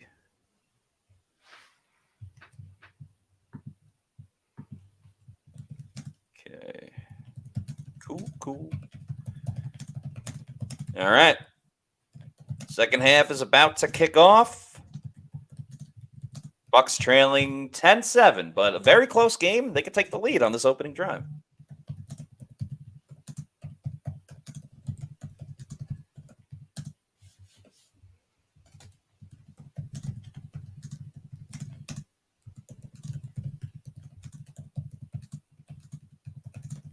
Bucky Irving with a nice return. He cuts it to the outside. Bucky's at the 30, down to the 40, almost to midfield. That's how you start a new half. And you know what? Bucky's been wanting to take that return, but he's dropped the past couple of kickoffs. So what a job by Bucky Irving.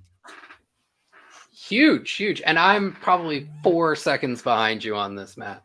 So we can leave it this way because that would allow me to kind of know where to get my eyes to and potentially give better follow-up analysis, or we can try and get on the in sync there. Let's go with the mojo of the Bucs. Like, if they continue to play well, we may have to keep it. If they don't score on this drive, and Sean Tucker's in the game. Holy smokes! There you go. There's an adjustment.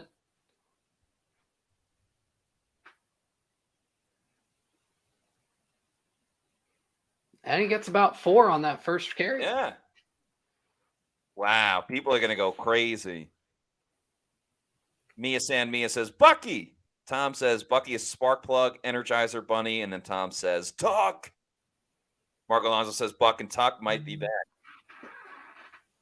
Oh, man. Sean Tucker. Oh, my God, he's in on second down. Oh, my God, can he pass block? I don't know. Oh, get the swing pass, heads up the field. And it'll be a 3rd and 1. All right, now get him out of the game. Someone else. Yep, little escort for him. Trey Palmer doesn't get a great block on the outside, but Tucker's able to cut back inside for a good gain to set up a very manageable 3rd down. Yeah. Shawnee Tucks. Even Mahomes is like, wow, Sean Tucker. Baker lines up under center with Tucker still in the game. They hand it off to Tucker, who runs to the outside. He's going to have room and more. How's that not a horse collar tackle? I think the ref, threw the flag. That's another 15 yards on the horse collar tackle. Hey, Sean Tucker comes in, and immediately good things happen. So yeah, look at that. Absolutely. He's the most explosive runner of the 3. Most speed, and then on that, the Bucs block up counter very well. They have all season, and no difference there. So good job by Cody Mauk as well, letting go at the right time of the block. Because at first I was like, oh my God, they might call it there. And Cade Otton on the pull. Cade Otton had a good block on the pull as well. Shawnee Tucks. Sean Tucker, the closer, had 100 yards in the 4th quarter against the Saints. They save him for the second half. Now Rachaad White back in the game. Baker Mayfield obviously seeing a train off in the distance, wanted them to pull the horn. Baker throws over the middle, caught by Rakim Jarrett, who stays on his feet and gets the first down. Wow. Job well done by Rakim Jarrett as he throws the ball into the stomach of the referee. Very funny. Jarrett's great after the catch. He's got a bigger frame than a couple of the other receivers, just thicker guy, great hands. I think I mentioned it to you at the beginning of this stream, at the beginning of the game. I was kind of excited to see him pull some of those Chris Godwin type roles. There they had him lined up as the X, isolated. Just a good little, slant route and bounces off the defender and pulls that first down. Bucs go end around again with Sterling Shepard. Not as much success as the first one, but hey, you got the first down. Staying on time, that's a successful play. So when you're hearing a lot in football these days, people talking about success rate, and that's just basically any play that generates a positive expected points added. And anecdotally, when you're watching in game, the best way to kind of think about it is on first down. Is the offense able to generate 50% of the yards they need to get a first or a touchdown? On second down, are they able to generate about 70% of the yards they need? And then on 3rd or 4th down, are they able to generate 100% of the Bucs are able to get for the end zone, touchdown, Tampa Bay. Cade Otton with the score, and that's going to be great for your fantasy team, Josh, because you said you needed a Rachaad White touchdown and a Cade Otton touchdown, and they both scored. Touchdown, Tampa Bay.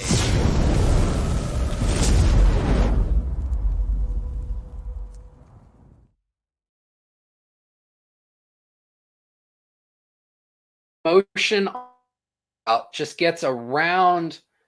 Who was it? Was that?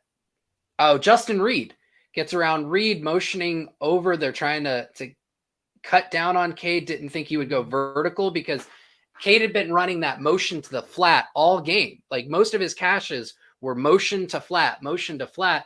And the Bucs were able to build off of that by faking the flat and having him turn vertically for the wheel route for the touchdown. That was really good play design by Liam Cohen there. And I think what was so cool is, man, everybody was involved. You know, the run game looked really. I mean, even special teams. Bucky with the great return to essentially midfield. Bucky Irving. Sean Tucker with some runs. Rashad White getting in the mix. Rakim Jarrett with a great catch. Otten doing his thing. Shepard gets the first down on the end around, and then going back to Otten for the touchdown. I mean, Kane Otten is a legitimate option for the Buccaneers. He's been great these last 3 weeks.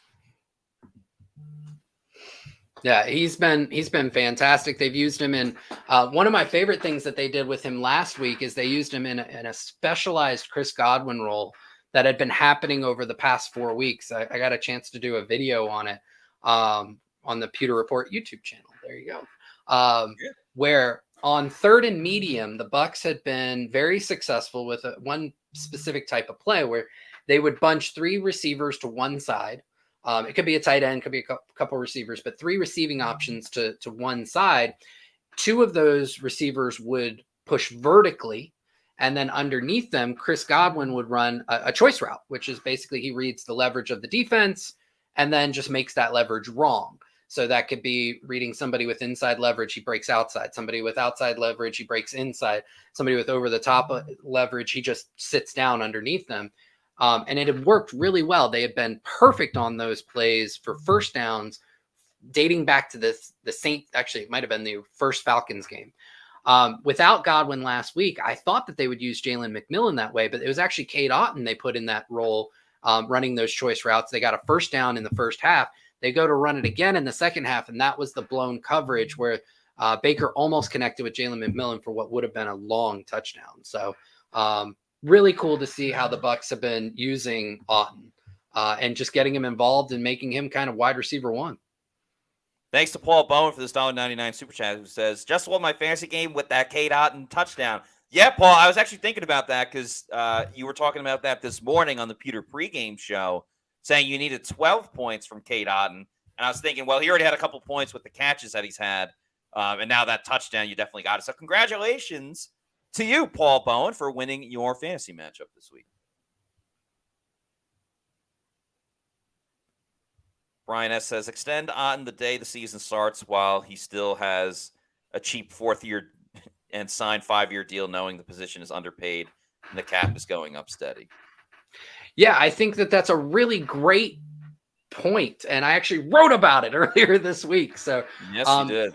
Three different players from that 2022 draft class could be in negotiations with the Bucs for an early extension as soon as this offseason. So Otton being, I would say, maybe the most likely of the 3 to get that extension. And to your point, I think it was Paul who made that comment. To Paul's point, the tight end market's about to have a big reset as soon as potentially this offseason. And the Bucs may be able to get in early on that reset, or maybe even get ahead of it with an extension for Otton if they do it early. Yeah, I believe the article was Cade Otton has arrived just in time for the Bucs retooled offense, or was it? That was a different one that I did on Otton. No, it would have been 3 Bucs players who. Yeah, Bucs 2022 draft class. Yeah. Yeah, the other 2 being Zion McCollum and Luke Gedeke. All 3 have really good cases for a potential extension that the Bucs could do, because they really only have one free agent priority, as Tyke Smith bites down on, was that Travis Kelce? Kelce? Yeah, and it looks like the Bucs are saying it was an incomplete pass.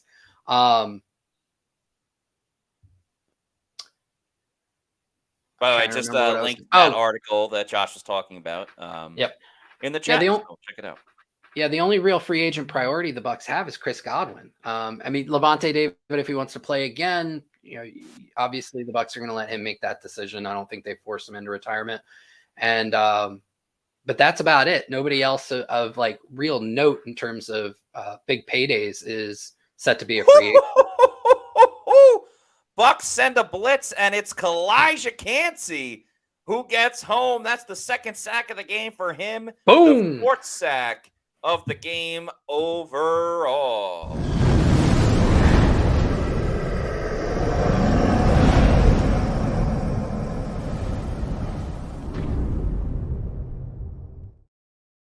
Just got the tail end of Patrick Mahomes, able to slow him up. So Bucs with the lead, going to have a chance to expand upon it, getting the ball back. Boy, oh boy. Trey Palmer makes the catch. Tries to go to the outside. Finds a little bit of room. Gets to the 40. Okay. Okay, the Bucs are moving. Big if true. Big if true. And just raise your hand if you have the Bucs +9. And I was about to say, raise your hand if you got the money line. I'm more than happy to be wrong about this prediction. I believe my title in the preview was Bucs get embarrassed. And Ooh. the only one looking embarrassing is myself. So, hell yeah. Vibes, baby. You got to feel the vibes, man. Because, again, there was no logic to that prediction. Oh.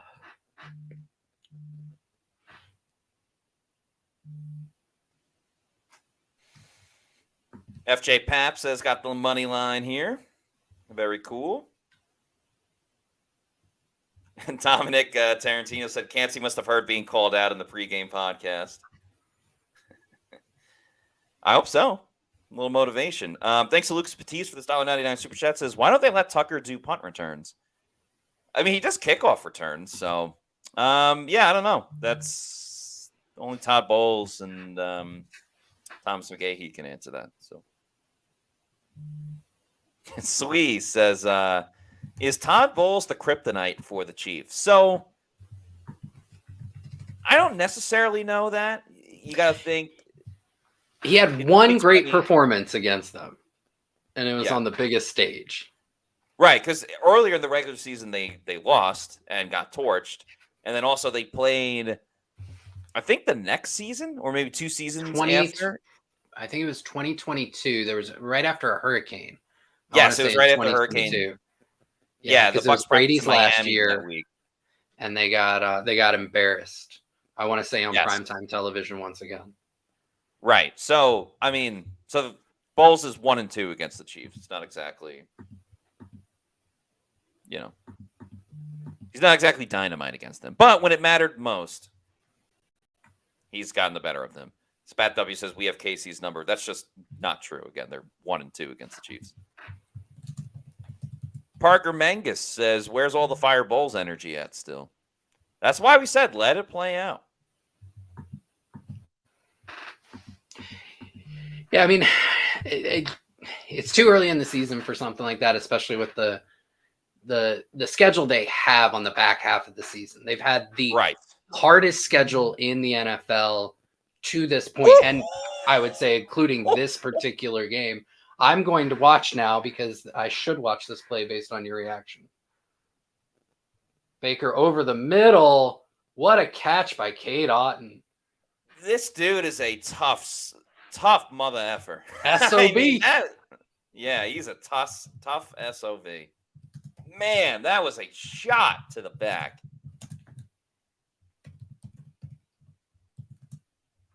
Cade Otton is a tough dude. Irving cuts. Couple yards.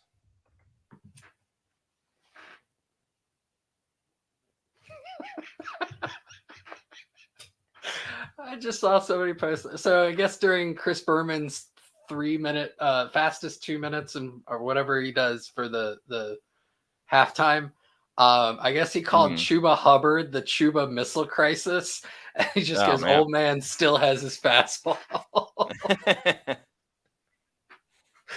All right, 2nd and 6 for the Bucs. Sean Tucker back. Oh wait, it's a they got 3 running backs on the field at the same time. It ends up being a screen to Rachaad White. Doesn't go anywhere, but I love the creativity of having all 3 on together. Yeah. So we got to get a name for that. Cool. So 21 is the pony. You call it the horse. Is 31 the stud? Horsepower. Yeah. Package. Stud package or horse? I like horsepower. Yeah, let's go with horsepower. I just wish that I'm gonna say this. I'm probably gonna get roasted for it. I mean, if you're gonna do that, then the wide receiver needs to be Devin White. Yeah. For horsepower. Yeah. Maybe some other time. Oh, Luke Gedeke has a brutal false start. Oh, K Vallet says you can call it the Stallion. Oh, I like that. Package. That might be the best one. I like it. We're locking it in.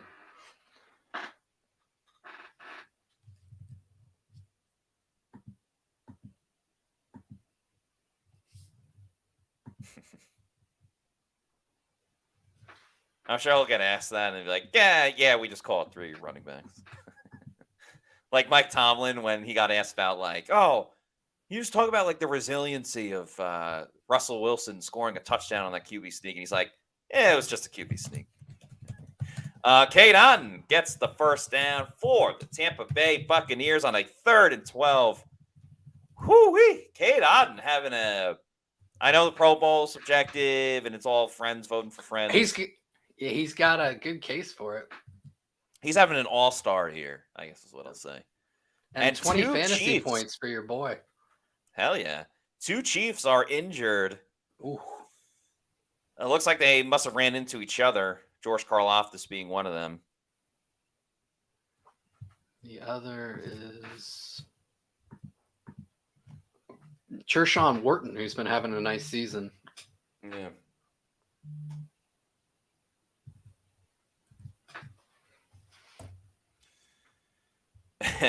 Shaggy with a $5 super chat. Thank you very much. Says Cotton wide receiver 1 by default. Yeah, I mean he's essentially he's their top dog. Yep. He's essentially like what Jimmy Graham was to the Saints back in the day. But hey, he's balling out. The Bucs are moving up and down the field. Huge credit to Otton, to Baker, to Liam Cohen. Might not be 30 points tonight, but they're at least showing that they can be efficient without Mike and Chris.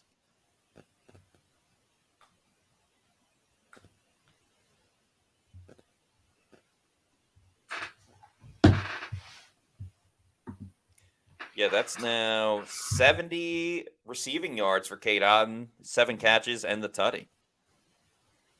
The next closest in receiving yards is Rachaad White with 16. So it's been all Cade Otton.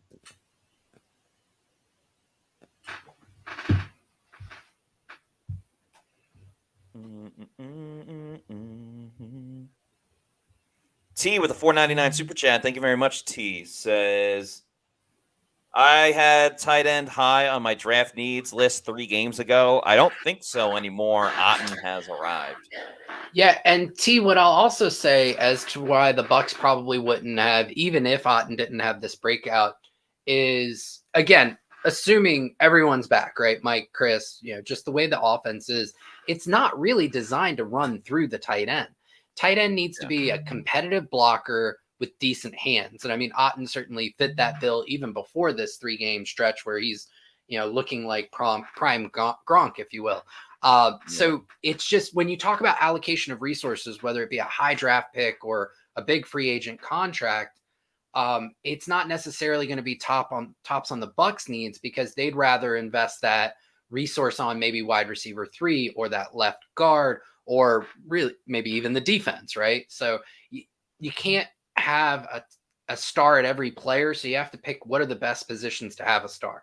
Now, Otton may just develop into a star on his own, and the Bucs may reward him and turn him into wide receiver 3 and retool the offense. But but I don't think that was ever going to be, as Bucky Irving runs right up through that B gap and for 8 yards, but there's a flag.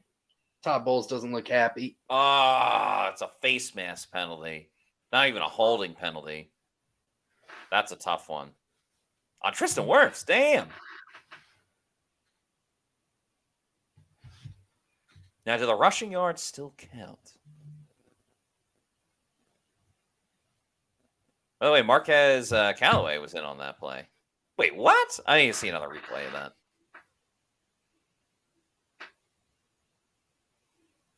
Oh, come on. Boo. Boo. I implore everybody to boo the refs. That was a bad call.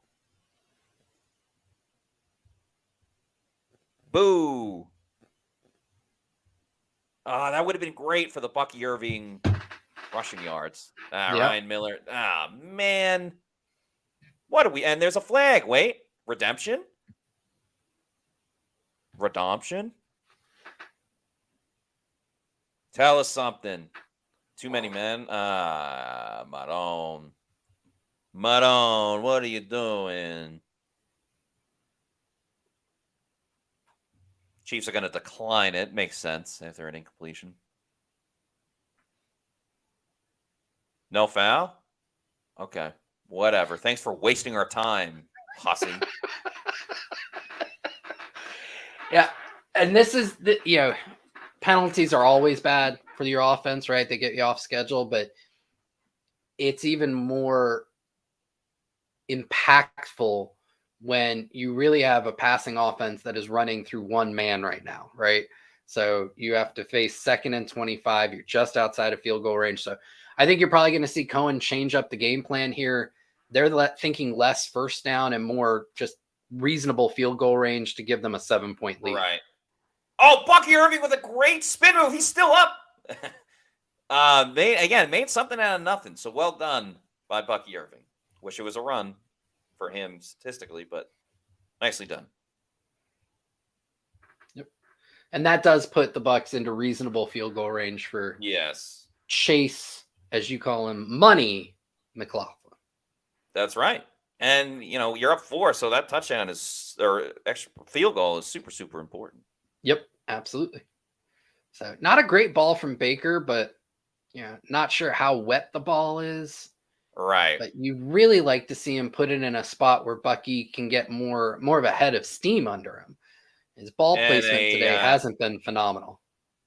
A tight end screen to Kate Otten. We've seen this move before. They use it here. It gets them even closer to field goal range. So nice job making something on this drive after a rough face mask penalty kind of derailed it.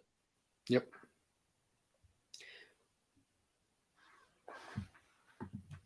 So Money McLaughlin comes on. 47-yard attempt.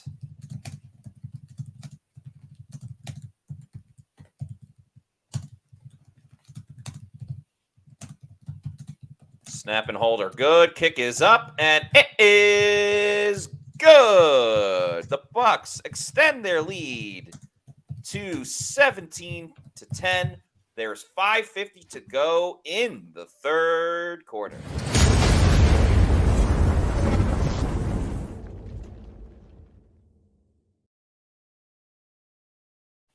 Yippee skippy, the Bucs lead by a touchdown. Just for those who care, which is probably just me and my wife, it does look like my fantasy team is going to win. We have 147.7 points to my opponent's 124. He only has Harrison Butker in this game, whereas I have Rachaad White, who has gotten me 11.6 thanks to that touchdown. Kate Otten with 21.7 points. I also have Justin Reed, who's got me 4.25, and Antoine Winfield with a uncharacteristically low fantasy game for me at 2.25. When the Bucs bye week comes, I can guarantee that'll be penciled in as a loss, though. Why, you have too many players on the bye? Otten and Rachaad are definitely powering a big part of my team right now. Plus, I have Antoine on the defense, and I'm not dropping any of them to try and pick up others. So you're just not going to have backups going. I mean, I'll have to drop some other dudes, but the people it's a 14-team independent defensive player league, and there's literally outside of a quarterback, all of our offensive players are flex.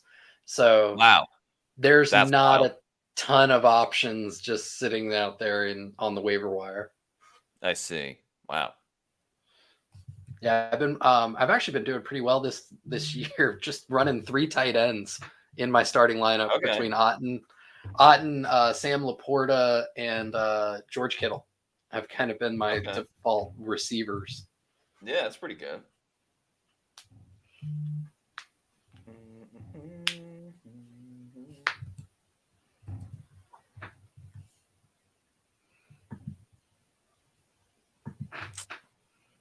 All right. Could really use a couple more rushing yards from Bucky Irving. He's 10 away from hitting the over on his rushing. Well, and I think something that we should talk about, Matt, while we're waiting up for this commercial break, is it does look like Bucky Irving has kind of moved into RB1 status. Yeah, very much so. 6 carries for 22 yards. To Rachaad White's only got 2 carries for 10 yards. He does have the touchdown. And then White has been targeted 3 times in the passing game, but as has Bucky.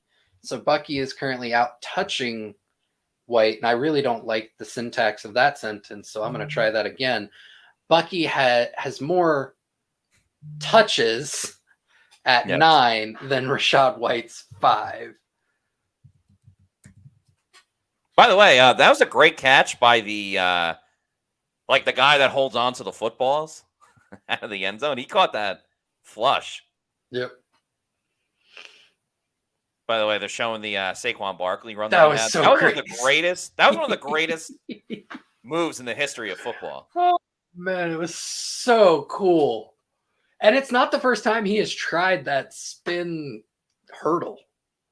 Really? I saw somebody said he had tried it a couple years ago with the Giants. All right, we'll see if Mahomes, Kelsey, and company can tie it up, or if the Bucs get another stop. And I will go back to, there was a comment about the Bucs not being able to adjust in the second half. And I normally would agree with that on this defense, but I mean, they have made some adjustments and they are legitimately making life difficult for Patrick Mahomes. Farouk Kawab says, at this point, I'm convinced Cade Otton is the only human that could withstand a Chuck Norris fight. Oh, man. Taking me back. I remember my favorite Chuck Norris thing was Chuck Norris doesn't do push-ups. He pushes the world down. Yeah. I submitted my own to that site, which was, and on the 7th day, God rested. And Chuck Norris roundhouse kicked him for taking too long. Oh, man. Yeah, that's the only one I remember. But yeah, there were some great. There was Chuck Norris doesn't sleep. He just waits. He just waits. I think there was one. It was like Chuck Norris's tears can cure a lot of illnesses, but too bad he never cries, or something like that. I do remember that one. Yeah. All right, Chiefs continuing to run the football with punts. There's a tackle for Antoine Winfield Jr. And Joe If it's an assisted, it's 0.75 points, and if it's solo, that's 1.5. Tanner James Goff says Chuck Norris does earth downs.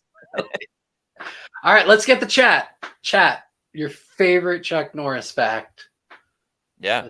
Who can bring the Please most feel free to, yeah. Mia says that website was hilarious. Yeah, it was. 3rd and 6 for Tampa Bay. Well, their defense.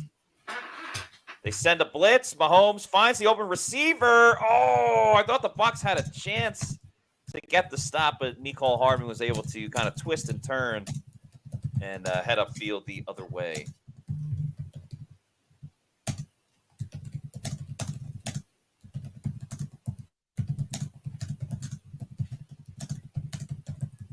Mahomes had time.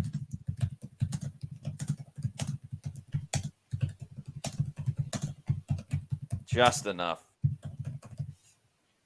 All right, so Chiefs are over midfield. There's Travis Kelce, another catch for him. Shout out to the old show, Catching Kelce. That is now 59 receiving yards for Travie. Need 3 more from him. Good tackle by Josh Hayes. Just got that too. Turned around just a little bit on his drop. You'd like to see him in his back pedal more at the point of release. Shaggy says, who's more powerful, Chuck Norris or God? Trick question. Chuck Norris is God. Manning cast ain't got nothing on us, son. Yeah. Oh, there's a late flag at the end of the play. JK says Chuck Norris sued NBC because his right and left leg are named Law and Order.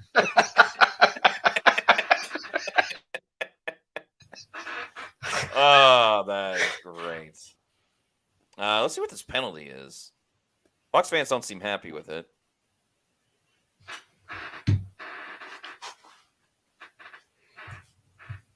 Illegal block in the back on the offense.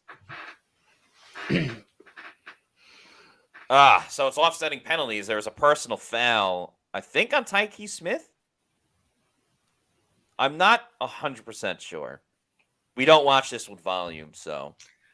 Yeah, if I'm Tyke Smith, I'm arguing it's not personal. It's just business. Yeah. So, yeah, block in the back. Oh, come on. That was a flop.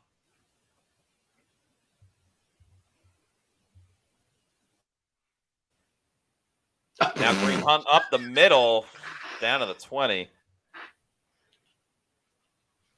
That was, I mean, I guess that's what the Chiefs probably coached up DeAndre Hopkins this last 2 weeks. Like, hey, we got to get every call.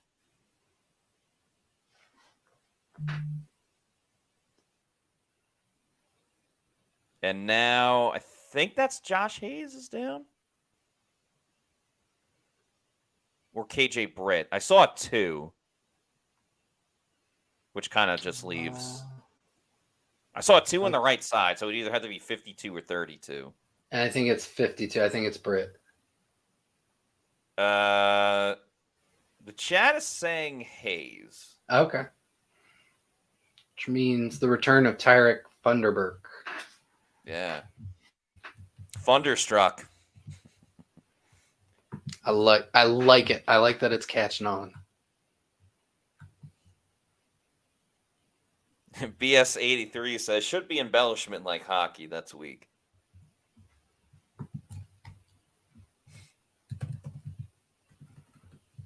Yeah, that's a tough one.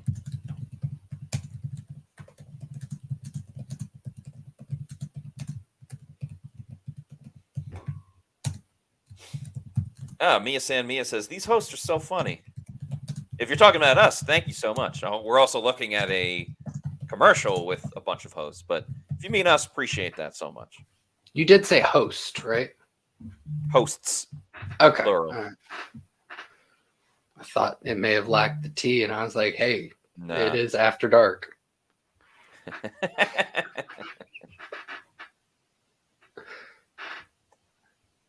By the way, we will have T-Kraz joining us in a little bit. Get his thoughts about the game. It's got the overtime show coming up. You can catch that on 6:20 a.m., 95.3 FM, and the YouTube or the WDAE website. So a lot of different spots for show. Let's see if I got that right. Yeah.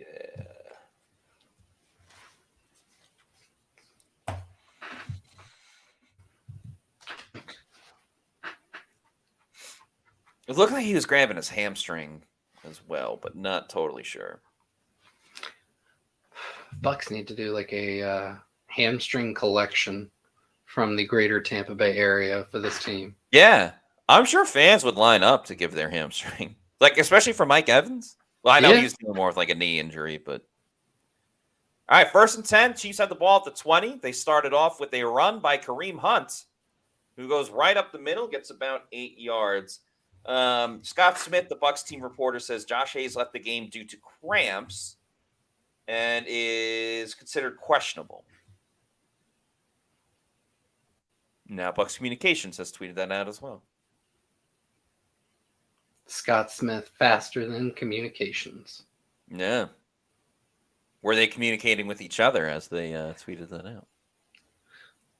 And has Todd Bowles asked them to come speak to the defense to help Right. improve their communication issues. That's a good point. Yeah, there's Hayes jogging off.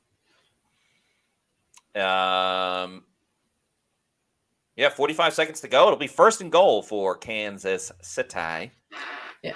On this drive, the Kansas City interior offensive line has gotten the best of Vita Vea a few times, getting him pushed Bullied. back there. Some bully ball for sure. Looks Yeah. like the rain has picked up as well, which may lead to even more running. A little pop pass to me, Cole, but Levante David is there, and then it's cleaned up by Yaya Diaby, and they'll probably be the last play of the third quarter.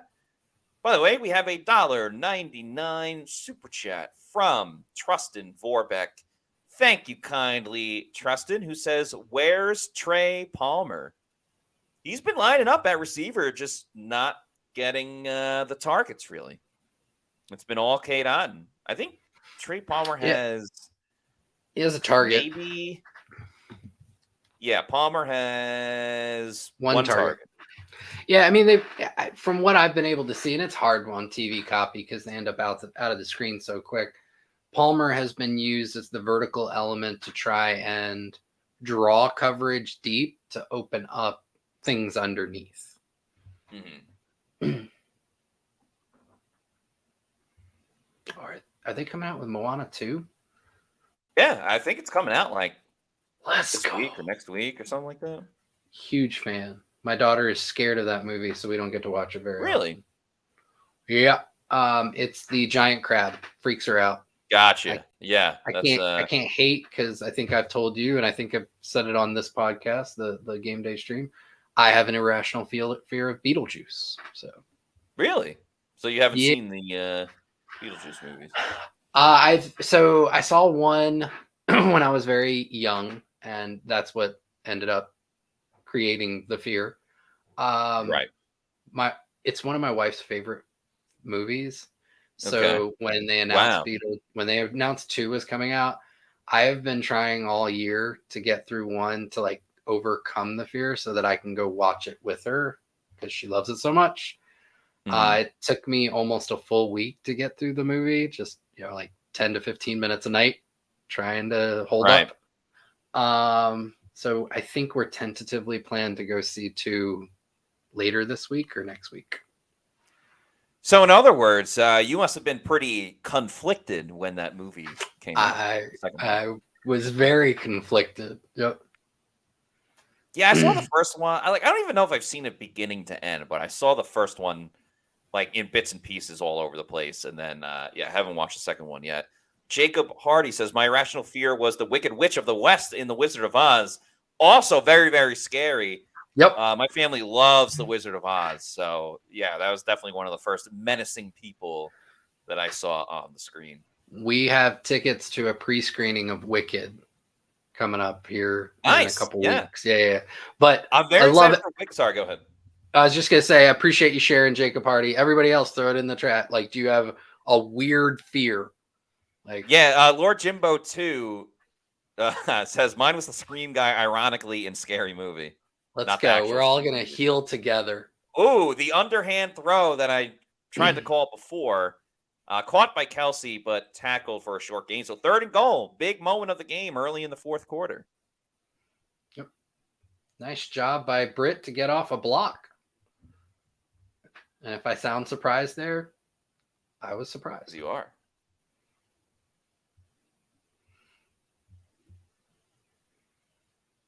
Trustin Warbeck says, "Have y'all seen Terrifier 1, 2, or 3?" No, I have not. I'm not really a scary movie guy, so. So my wife is. She loves almost every one of them, and that is one where she's like, it's a bridge too far. I heard on this most recent one, like people were walking out getting sick because in the first 10 minutes. Wow. Touchdown, Kansas City. Mahomes looks hurt on the play after, but it was one of those where he was running and then all of a sudden threw it last second. It kind of reminiscent of that 2021 game or 2022 game when he broke the tackle of Devin White and then threw for a touchdown. Mahomes is in a lot of pain, but Chiefs are going to, well, they're down 1. They can tie it up with an extra point. Was he past the line of scrimmage? No, he was not. Interesting, too, because he kind of, like, no one on the Bucs hit him. He kind of just, obviously it's a slippery field and stuff like that. Yeah. Chris Braswell got a hand on him. Yeah. Yeah, so for the past the line of scrimmage thing, one thing to keep in mind is his entire body would have had to have been past the line of scrimmage. And it looks like his front foot was on it, so not in danger at all of that penalty being called there. Whew.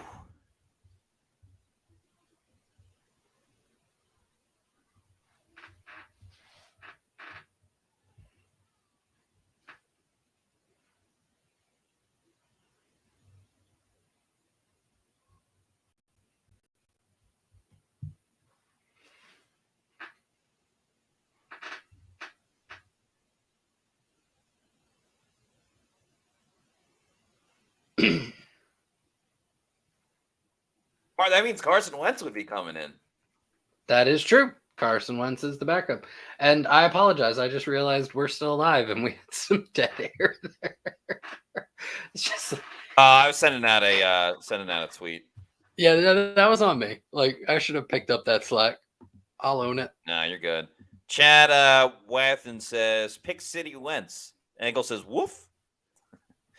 Or woof. Yeah, probably more of that. Tom says, Wentz going to go off. North Dakota being well represented. Cody Mauch, Josh Hayes, even though he did play at Kansas State, spent a lot of time in North Dakota. The kick by Butker is good. We are tied at 17 apiece. So if my math is correct, that's 17-34. That it is. Over is 45.5. That's at least what I got it at. So another 12 needs to happen. So you're looking at so pretty much 2 touchdowns. Yeah. But I prefer if the Bucs just won. And even though I was wrong with my picks, the Bucs could score 2 touchdowns and that would help them win. Then they win, you win. That. We all win. Exactly. So let's win together. If they win, I win twice. Okay, yeah, that's true. Someone sent me a GIF of a pony after I tweeted about the pony package earlier. Oh, while we're at commercial, so this year I've been getting more into betting, trying to follow your lead. Hell yeah, betting rules responsibly. Yep. Well, I had a rare instance yesterday where I got to lock in profit no matter what. Nice. What'd you do? So I had a 6-leg parlay. And Ooh! Yeah, so the first 5 legs of it were Commanders to win, Baltimore to win, Cincinnati to win, the Eagles in the 4 o'clock slot. I can't remember. There was one other one from the 1 o'clock slot. All 5 hit. And it was like a $26 bet to pay out $135. And then the last part of it was the Vikings to win on Sunday Night Football. So at that point, Indianapolis was plus 200. So I put 50 on them. Yes, it reduced my winnings on the parlay, but it took it down from 135 to 85. And if they won, or if Indy won, that $50 bet would have paid out 100, and I just would have lost the 26 on the original parlay. So I guaranteed myself $75 to $85 worth of parlay. Yeah, that's a common phrase. It's called that's a common Arbitrage? phrase. It's called hedging your bets. That's for right. sure. But it's always good. I mean, you have peace of mind with winning money. I went hard on the Vikings, so I was so happy they scored that late touchdown. Yeah. To cover -5.5. Because I was just thinking, as much as I like Joe Flacco and stuff, he can't move. And the D coordinator of the Vikings, Brian Flores, loves to blitz Send the house. nonstop over and over again. So I was like, well, if Flacco doesn't get rid of it quickly, and he actually did have some nice moments in the game, but yeah, that's kind of how I felt about it. So, all right, tie game, 17-17.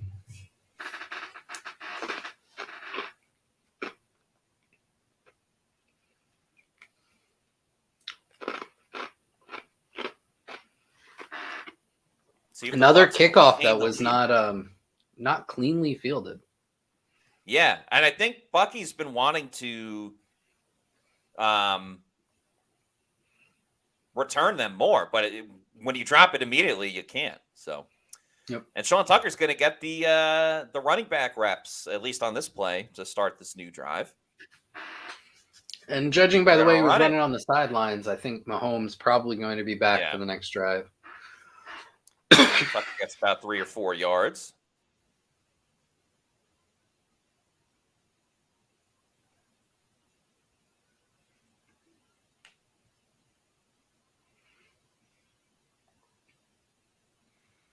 Yeah, it looks like Mahomes is going to end up coming back. Yep. So now the interesting thing. Oh, go ahead. No, go ahead. I wasn't saying anything important. I doubt that. I think you probably were, but I was just going to say, if Mahomes' mobility is now impacted because of this this injury, that could mean good things for the Bucs pass rush, because I don't think that he's going to necessarily reduce his time to throw. Very, very true. All I was going to say is, like, Mahomes, if he does come back and they end up winning, every media person's going to be like, oh, Patrick Mahomes, oh, look at him, oh, Patrick Mahomes. Sound a little Jerry Seinfeld. Oh, Patrick Mahomes comes back in the game. What do you mean his ankle's hurt? He's got 2 of them. Kansas City fans will probably relate it back to the Super Bowl, and yes, he can beat the Bucs on one leg. Right. Baker gonna tuck it and run. Gets physical, but not enough for the first down. So a rough 3 and out for Tampa Bay to start out the fourth quarter. Immediately getting the foosball back to the Chiefs.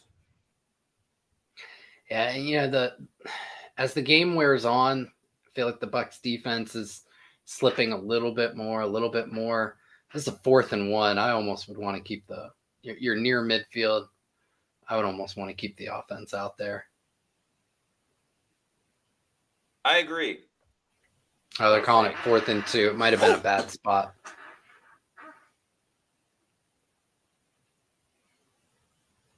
Okay, hold on to the seat of your pants, or whatever the saying is. Hold on, folks. Oh, that one was almost blocked again. Yeah, it's the second time today they've almost gotten a block. Yeah, unfortunately. Nicola says, "Go for it! Come on!"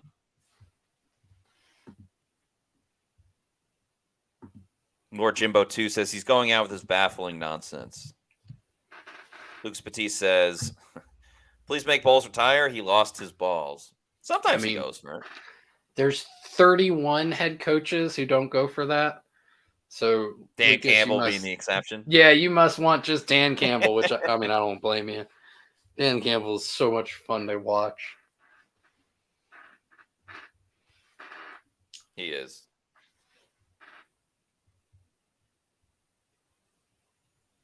Yeah, people are up in arms over the non-face mask call by I'll call on Tristan Wirfs. This is the second week in a row where they're just making phantom calls on Tristan Wirfs. It was that holding. That might have been 2 weeks ago. They all blend together now.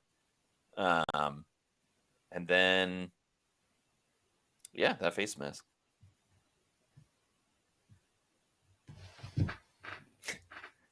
Mark of the Wise says, blah, blah, blah, needs to step up and get a sack fumble here. You mean ya? Diaby?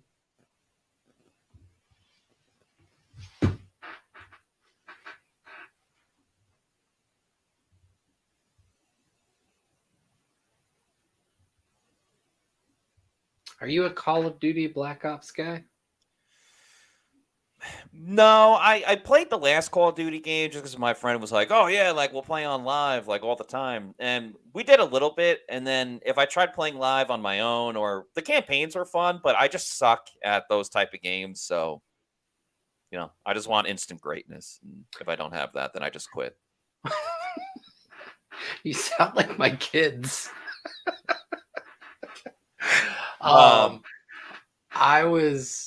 I literally just have 2 games that I play, and they're so like old.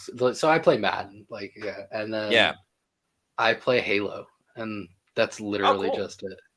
Halo from I actually days. I bought a PS5, I want to say about a month ago. So since getting the PS5, I only have one game, and that's college football. And that's the only thing I've been playing. But I do plan on getting GTA whenever that comes out. Definitely want to get the Spider-Man game because I was playing that on my PS4. Yeah, so I will expand eventually, but not yet. All right, Bucs get the stop of only a 3-yard run of Kareem Hunt. Now he lines up out wide, so nobody in the backfield for Mahomes, and I doubt he's going to run.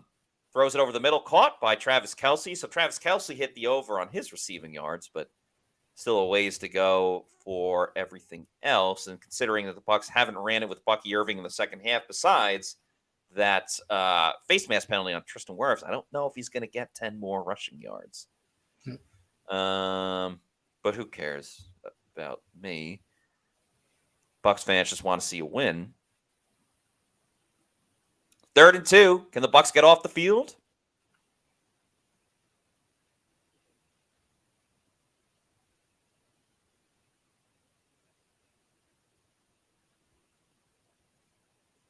Mahomes, oh my God, he's going to run. No, he doesn't. He throws it to Travis Kelce, who gets the first down. Boy, oh boy. That was crazy. Bucs dropped 7 there, and then just lose track of Kelce. Yeah, J.J. Russell was on the field for that play. Yeah, Levante went to Noah Gray, but J.J. Russell was right there too. I don't want to speculate. We don't know, but it seemed like Levante was the one that was kind of out of place. It's possible. I mean, Jordan Wayheb had, I'm trying to think, he had the flat for the running back. Winfield was over the top. Yeah, I would agree with you. That might have been Levante. Brian S. says, Mahomes is 9-9 throwing on 3rd down. My goodness, Andy Reid, leave us alone. The Bucs are way more in this than I think anybody expected for the 4th quarter. Fully agree. I think the more egregious thing here in the second half is that how successful the Chiefs are on 1st down when it's a run almost every time. Yeah. That's been killing the Bucs. They gave up 47 yards rushing on the last drive. The Chiefs are in 2nd and 4 after a 6-down run on 1st down. It's hard to win on 3rd when you're giving up 6 on 1st. Yeah, this has been an interesting game, right? Like the Bucs only have 17 points, but I don't think they've really played too poorly on offense. And this has been one of their better performances on defense, really, since they beat Philly like a month ago. So, yep. And again, they got screwed over with a call on the face mask by Tristan Wirfs. But they also got 7 points after a defensive holding call. Hold on a second. Looks like the Bucs got the stop on 3rd and 1. They ran it with Carson Steele. We'll see Great if Kansas job. City goes for it. CJ Brewer in the mix. Well, not really. He got washed out. But Lita. I initially thought he was in on the play. Yeah, Creed Humphrey took him for a ride. Yeah. But yeah, that was mostly just Vita. And then who was crashing down on that? Was that Levante? I couldn't tell. Chiefs run it again with Hunt. Oh, he gets the first down. So close. Damn. Bucs are in a tough spot now because the Chiefs are running the ball well. Odds are they're just going to continue to milk the clock. If they score a touchdown, Bucs may only get the ball back with like 4 minutes to go, which is still enough time to score a touchdown. But the Bucs haven't scored quickly tonight, and they would need to in this situation.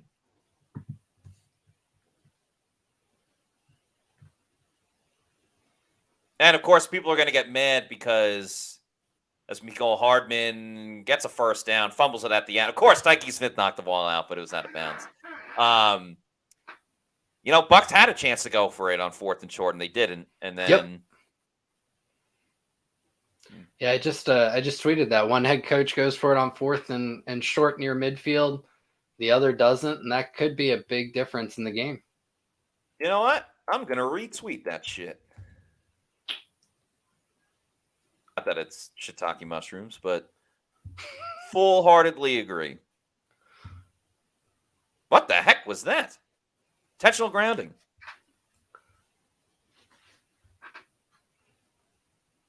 That was odd future. The ref getting the call from New York City. All right, what's it going to be to help out the Chiefs? Well, I think somebody jumped off sides prior to that. Oh, okay. Looked CJ fairly Brewer. egregious. Yeah. My player of the game, CJ Brewer.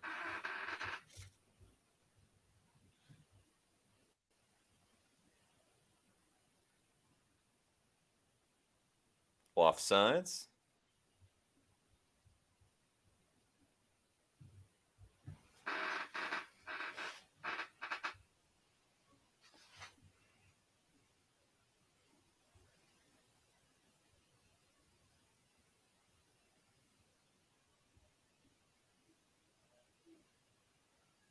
Seen too much of this hussy in the second half. Another run. Bucs get the stop, but that was 1st and 5 anyway, so. Will Golston. Seemed like he had a little uptick in snaps today. I guess we'll see. I'll have snap count out tomorrow. No Greg Gaines, so that makes sense. Yes. Yeah. Logan Hall flying in as well, and Antoine Winfield Jr. Good for you, Will Golston. Get fired up. 2nd and 5. Mahomes moving around. Throws it lefty. That was cool. Not going to lie. And cool, too. It doesn't hurt the Bucs. Just an incomplete pass. No laces on it either. Ambidextrous. Wow. So cool. Have you seen there's been a small uptick in ambidextrous pitchers in baseball? How much of an uptick? A few. I think one of them made it to the majors, but just for a cup of coffee. The thing I didn't like is that Major League Baseball implemented a rule where they had to declare what hand they were going to throw with, and then the batter got to declare they were up against a switch hitter. Then the batter got to declare which way they wanted to bat. Oh, I I remember that coming out. I thought the batter had to declare first. No. It's the other way around?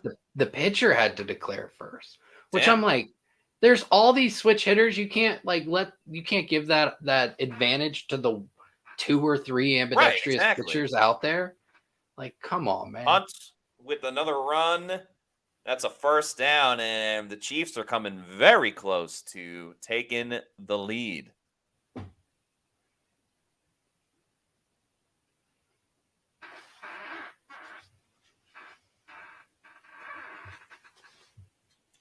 Man, it's like the Bucs finally figured out like certain things in their pass coverage, certainly not perfect by any means, and now stopping the run just falls to the wayside. It's I said this with injuries for the Bucs. It's very whack-a-mole. Like, you finally are done with one injury and then another one pops up. But the miscues on defense seems to be going that way as well.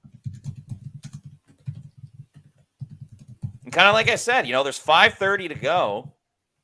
Chiefs are going to be able to really milk this clock.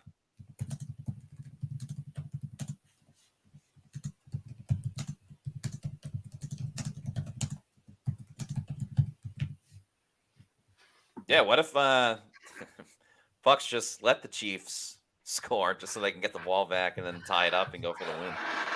And that's putting a lot on an offense that has been very streaky tonight. Yeah.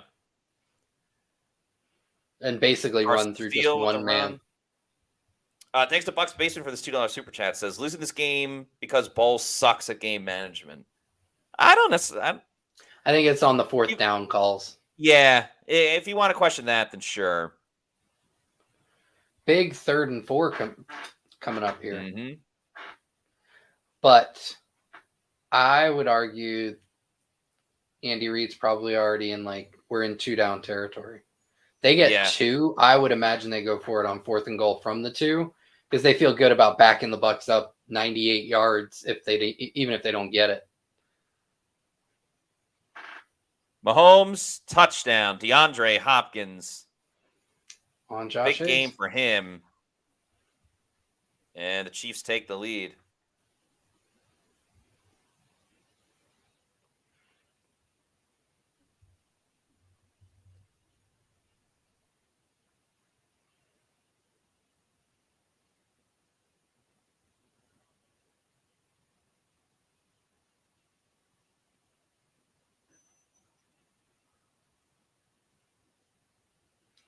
Todd Bowles just squinting. Yeah. Now a crucial drive as the extra point is good. Chiefs lead 24-17. Mahomes to Hopkins for the tutty.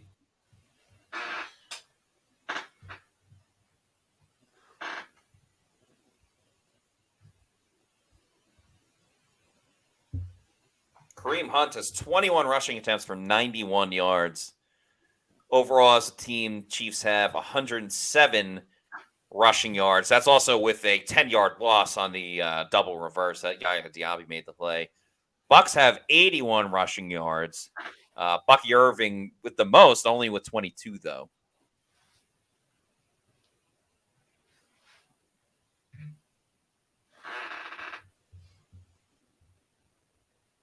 Man, oh man.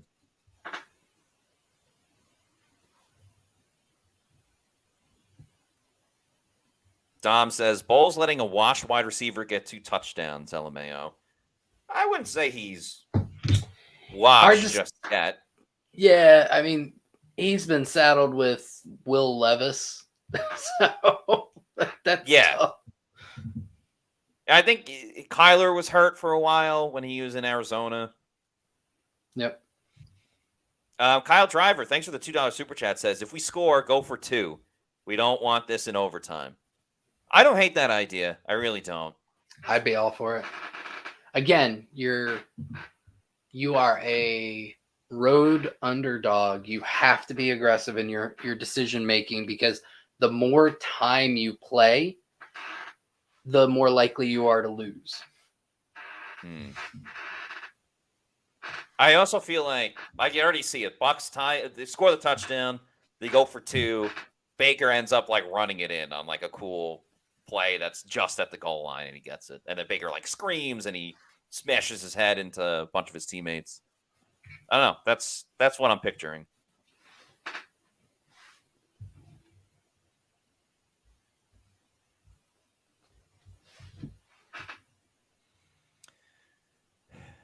Yeah, and another area the Bucs are really getting hurt is, whoever's playing corner on the opposite side of Zion McCollum. Mm-hmm. Josh Hayes is not the solution. Tyrick Funderburk is not the solution. Maybe Christian Izzian is the solution. Might as well. Just an uncompetitive rep by Hayes. Just gave that inside leverage up.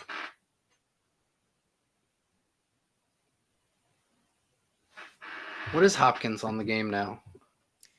7 targets, 7 catches, 71 yards, and 2 scores. Yeah, that's right. What a game for him. Yep. All right, 4:17 to go. Bucs trail 24-17.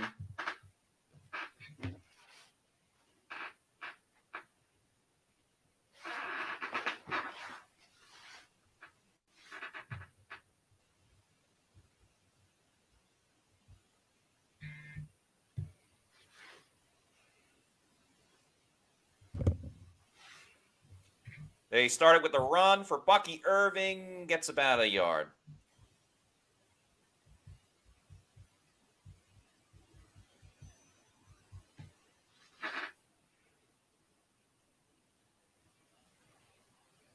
Wonder what happened with Rashad White that he's getting no play. Even I mean, this is an area where he would be typically on the field late in the game, probably going to be passing a decent amount.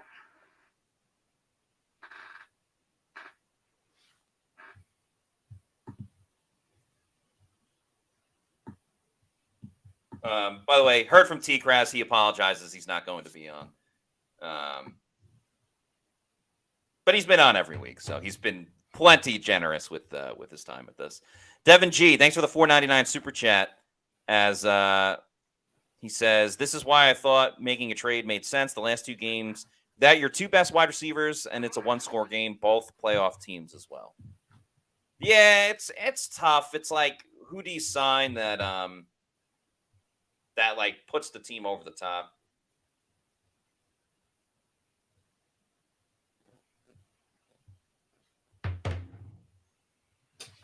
Third and a mile.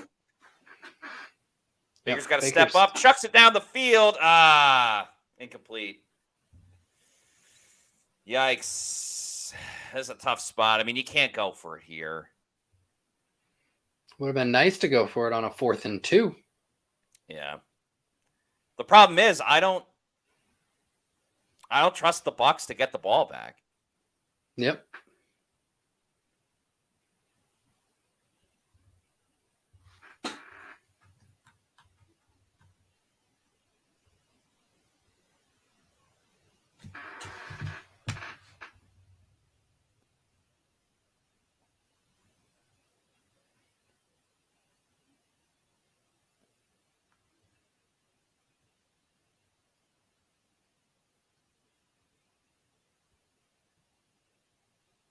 And the punt doesn't go the Bucs' way either.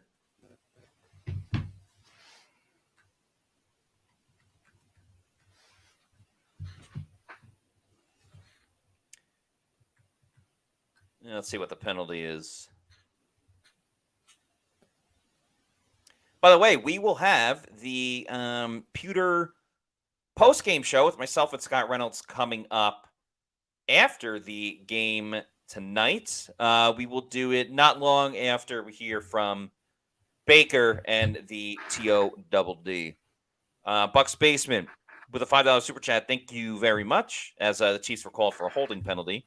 Says Chiefs are 11 for 11 on 3rd down for 120 plus yards and 2 touchdowns. Why are we continuing to coddle Todd Bowles? I've had it with his mediocrity. We can do better. DSG Carlos with a good question says, what's the silver lining? What is the silver lining in this game? I mean, Kate Otten is now a bona fide option in the passing game until Mike Evans comes back. O-line still overall doing a pretty good job. I think hanging tough with the Chiefs in Arrowhead. Well done. Yeah. Still Pass rush was improved. Yes, pass rush was really good.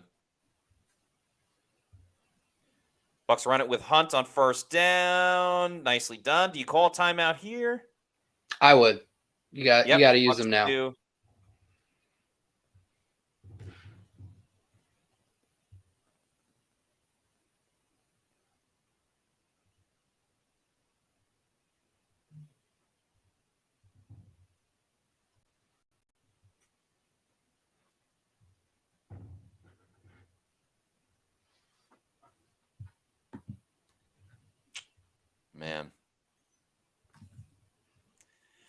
Again, very entertaining game. We appreciate all of you rocking with us. We have over 1,100 people watching just on Twitter alone. So, yeah, appreciate all your support. We know it's Monday night. The times are different, obviously. We'll have next week the Pewter Game Day show as well, Bucs 49ers. So stick with us. And like we said, Pewter post-game show coming up after this. So 2nd and 9. Bucs need to get their stops. They run it with Hunt again, who tries to cut to the outside. Nicely done by by Anthony Nelson, excuse me. And Bucs call another quick timeout. I wonder if the Chiefs would throw it here because you're going to go to the 2-minute warning anyway. I mean, it probably wouldn't take 29 seconds if you don't run it. But again, you have pretty much a chance to seal the game with a stop. I mean, with a first down. Redfish, thanks for the $4.99 super chat. Says 2 completions to wide receivers all night. That's sad. Either Baker needs to see the field or the ability is lacking. Yeah, I mean, you knew it was going to be tough without Mike and Chris, and now Jalen McMillan. The Chiefs line up in shotgun. We'll see if they actually pass it or if this is just to give a different look. They are passing it. Mahomes dumps it off. It's dropped. So that's incomplete. The Bucs are going to keep their last time out and still have the 2-minute warning. That's big. That is really big.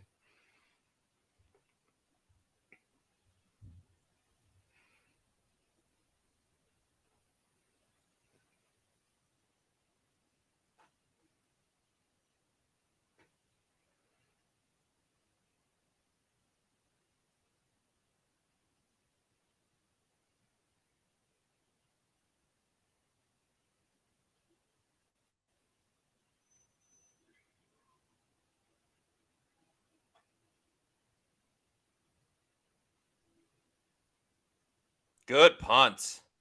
Palmer picks it up, heads up the field, gets to the 30. Overall, not too bad. Trey Palmer's yelling at something. I don't know what. It's because he's angry. Yeah, Or always plays pissed off. Pissed off, yeah.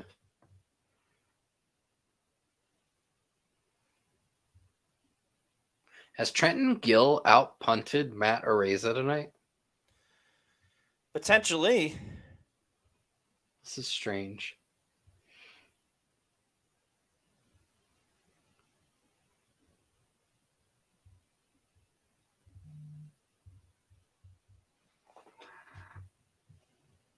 Okay.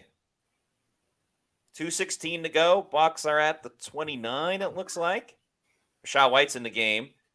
And Baker gets the pass off to Rashad White. He heads up the field. And boy, there's a flag. Are you kidding me? Come on, let him play. Think they're going to get Bredesen for that? I think Cody Mount. I think it said 69. Not very nice in this situation. Nope, Ben Bredesen. Don't listen to me, folks.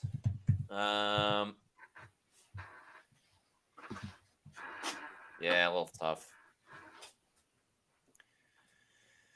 1st and 20. Dire straits for the Bucs. Yep. They need something on this play. Baker down the field, caught by Trey Palmer. The Bucs are right back at it. They'll go to the 2-minute warning. Now he's yelling at McDuffie. So 2-minute warning. Bucs will have a 2nd and short. Thanks to Kyle Driver for this $2 super chat who says O-line is not disciplined. Yeah, a lot of penalties. Early in the season, one of the keys to the Bucs' success when they got out to their hot start, they were one of the least penalized teams in the NFL. And I mean, tonight, let's see, you got a Malk holding, Bredesen holding, Gedeke, false start.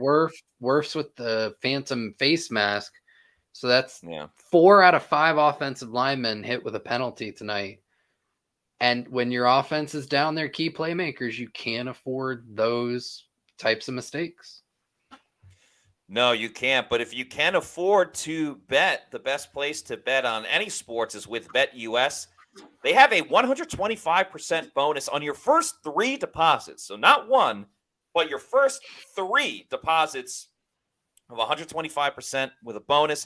If you sign up using the promo code Pewter, that's Pewter, you also can get 10% gambler's insurance. So there's no better place to bet with than BetUS. They have fantastic parlays and odds. Great for live betting as well. Maybe you think the Bucs are going to mount this comeback and win the game. You can live bet them right now on BetUS. You can do it for all different sports, not just football, but you got college football, the UFC, NBA is in full swing. Same with the NHL. Tons of great sports, tons of great deals. They're fantastic with their one-on-one customer service as well and are quick with the payouts. So if you want to get to betting, do it over at BetUS with the promo code Pewter, Pewter. Well, Matt, I'm not going to get political on this, but I do want to encourage you and everybody else, if you have not already done so, tomorrow, if you are in the United States, get out and vote. No matter who you vote for, exercise the right. And if you're voting for an opposite candidate of me, I hope you're in a state that's not a swing state. Word up. Okay, let's get to some more comments. Hot Coldman says Baker interception on cue here. Felix Schmidt says 4 and 6 before the bye. Lord Jimbo 2 says there was a defensive holding. 2nd and 6, 2 minutes to go. Can the Bucs come back? Baker throwing deep down the field, has a guy. Sterling Shepard. The Lord is my shepherd. The Lord is my shepherd. The Bucs are moving it. They are past midfield with 1:44 to go. They still have 1 timeout. Don't need to use it yet. Chiefs send a blitz. Baker stepping up, avoids a sack, throws it. Incomplete, but at least does a good job avoiding the sack. That would have been... And stopping the clock. Yes, that too.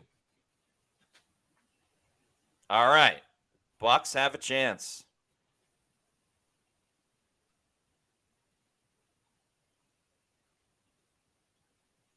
Oh, man. What a game.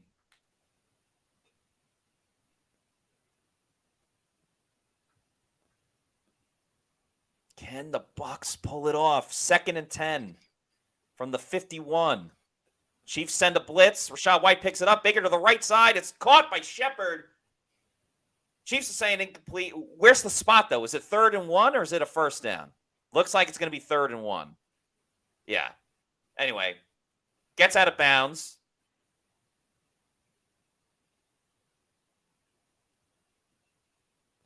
I appreciate you just said the Bucs were at the 51 and it caught me off guard. Kansas City's 49. Oh, boy. Are they going to review this? 1. Oh, he got it. He got that second foot down before the knee dropped. Yeah. Yep. Under review. Of course it is. Whoa, let's see. All right. Catch, foot, other foot. Yeah, first down.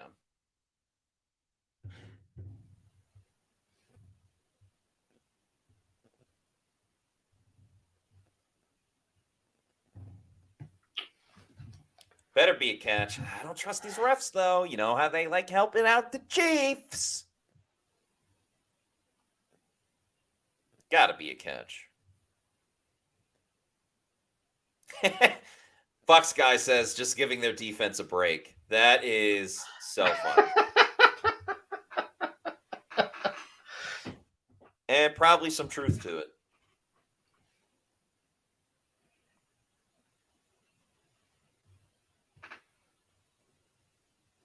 Oh, what does Russell Yerk have to say? You know, I was watching a podcast, and they're interviewing the comedian. I believe his name is Andrew Friedland. I don't know if you ever heard of him, but Can't say that I have. he was talking about like sports and the NFL, and he's just like, there's so many rules. Like, do all these people want all of these rules like when they're watching a game and chilling? What's the call?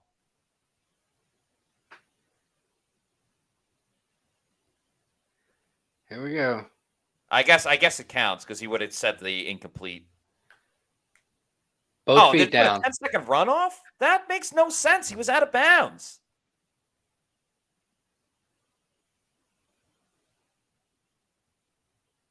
I honestly don't think that the time penalty is going to be that big of a deal at this point, though. Yeah, sure. It just, I don't know. Maybe on the other side if they get the touchdown. Well, no, I mean, that would still even hurt the Kansas City at that point. That would hurt the Chiefs more than it hurt the Bucs. Yeah. But I mean, 90 seconds left and 40 yards to go. I don't think time's really a factor at this point. 3rd and 1. They run it with Rachaad White. He gets the first down and more. Oh, man. I thought there was a chance if Rachaad White kicked it out to the left side after he got through the initial burst. Could have had a chance to break it. But regardless, that's the first down. Yeah. Minute 15 to go. Bucs are moving. They're at the 31. Great Baker call on throwing 3rd to and the 1. side, little high. What a catch by Sterling Shepard. Holy smokes. That was as acrobatic as you get. There's the wide receivers that everybody was looking for. Yep. Just great job plucking the ball out of the air there on a little pick route against man has coverage. time. He's going to scramble. Going to pick up some yards. Gets the first down, I think, and gets out of bounds. Just as importantly, 44 seconds to go. Bucs are at the 20. Man, oh man. It's a nail biter, folks. You know what this has shades of here at the end? Baker and Mahomes had an epic battle in college. That's true. They did. And if I remember correctly, that was down to the wire. Yeah, Oklahoma pulled away at the end, but yes. All right, 10 seconds to go on the play clock. Gotta hurry. Gotta hurry. Snap the ball. Snap the ball. 5, 4. Get the snap off. Oh, boy. Luke Gedeke got beat like a drum, but it's caught by Trey Palmer. Can he get in? He dives. He's down to the 1. Trey Palmer. Oh, my goodness. The Bucs are going to have a chance to tie the game and maybe even win it. It looked like Baker signaled for the timeout. I don't know why. I wouldn't have done that. I think you want to get your best play set up. Yeah, that's fair. Wow, Trey Palmer down to the 1. And there was 2 Chiefs defenders there, so you can't get mad at him for not getting in the end zone. No, it was fantastic. Wow. Palmer coming from the backside of the play on a design kind of rollout there. He just found him on the second level over a few defenders' heads, and Palmer was able to use his speed to get from right around the 10, 11-yard line down to the 1. Came up big at the end here, did Palmer. I think up until that point, just the 1 target, no catches. His 1 catch came in a real big spot. 33 seconds to go. 1st and goal. Baker gets a shotgun. Play action to Otten. Incomplete. And that's not necessarily a bad thing because the Kansas City has all 3 of their timeouts and would only need a field goal after this. Very true. Oh, man. A little bit low as well. Burning some extra seconds, maybe saving your best play for 3rd down maybe isn't necessarily a bad thing here.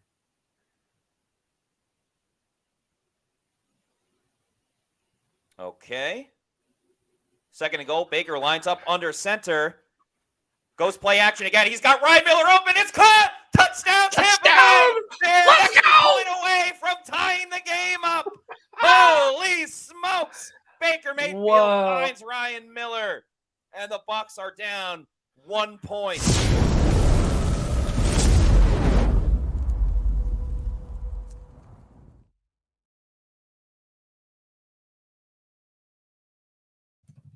Oh, my goodness. Okay, they're going to kick the extra point.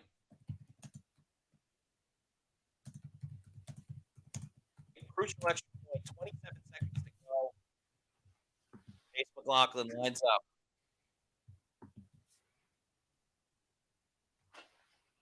Kick is up, right down the middle. It's a tie ball game, ladies and gentlemen. And the over is hit as well. There you go. Give me the over. Oh man. Oh, I do also think Wow. that this guarantees, it's just about guarantees that at least one of my bets on the Bucs will hit, because I did have them Yeah. +9. That's Still true. have that money line potentially ready to go. Unbelievable. Wow. And that drive, Baker made the best throws of the night for him have come on this drive. Baker balled out. Just Balled phenomenal out. play after That's play as after gutsy. play. That's as gutsy as it gets. And let's give Sterling Shepard a ton of credit. I was going to say, he made for great all catches. for all the injuries he's had, for him to move like that, been fantastic. No doubt about it. Gina Bauk says, what a game. Bucs fan says, I might have gone for 2. Yeah, I was thinking about it for sure. I would have gone for it. JGB Wade says, let him bake. All right, 27 seconds to go. Still got to, I mean, we know what Mahomes can do in these crazy crunch time situations, so. Yep. You can't Hold just the fall phone. back. They cannot just fall back and let Kansas City have the sidelines, especially with these 3 timeouts. You can't just play prevent defense. You've got to make some of these throws contested. Bucks Basement says, we literally called a timeout, which helped the Chiefs. All right. 27 seconds to go. Mahomes has time. Throws to the sideline. It's caught. Tackled inbounds. Remember, they have all 3 timeouts, so they'll call one here. 18 seconds to go.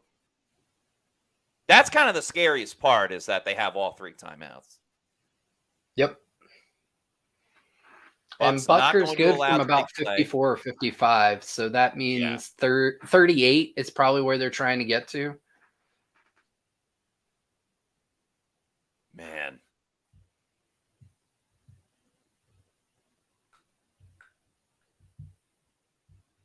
You just don't want to get into a situation where the Chiefs can even attempt a field goal.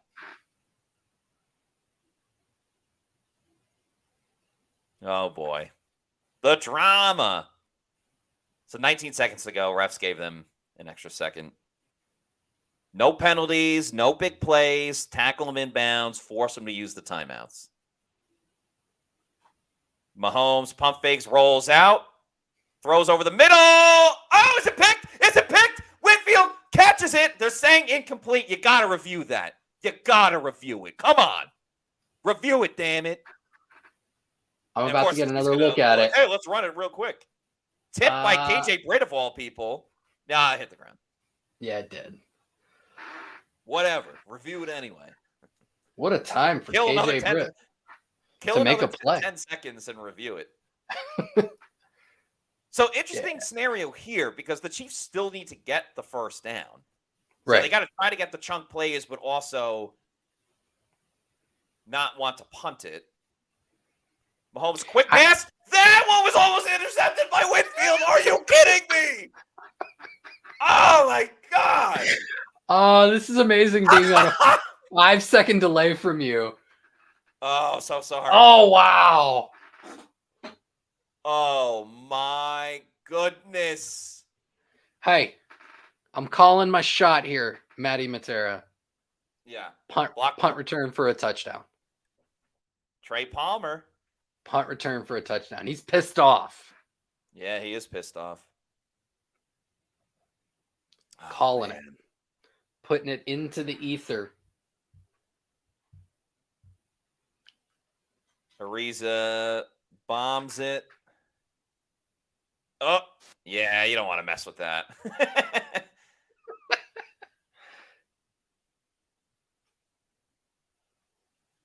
All right, we're going to overtime.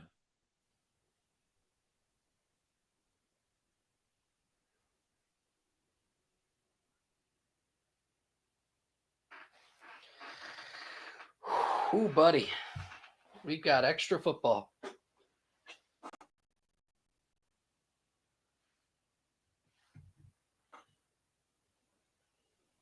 Wow. Again, the second overtime game of the season for the Bucs. They, of course, lost on Thursday Night Football to the Falcons. Maybe the Bucs will get the ball first this time. That'd be nice, right? Sloth Mite says calling in sick tomorrow.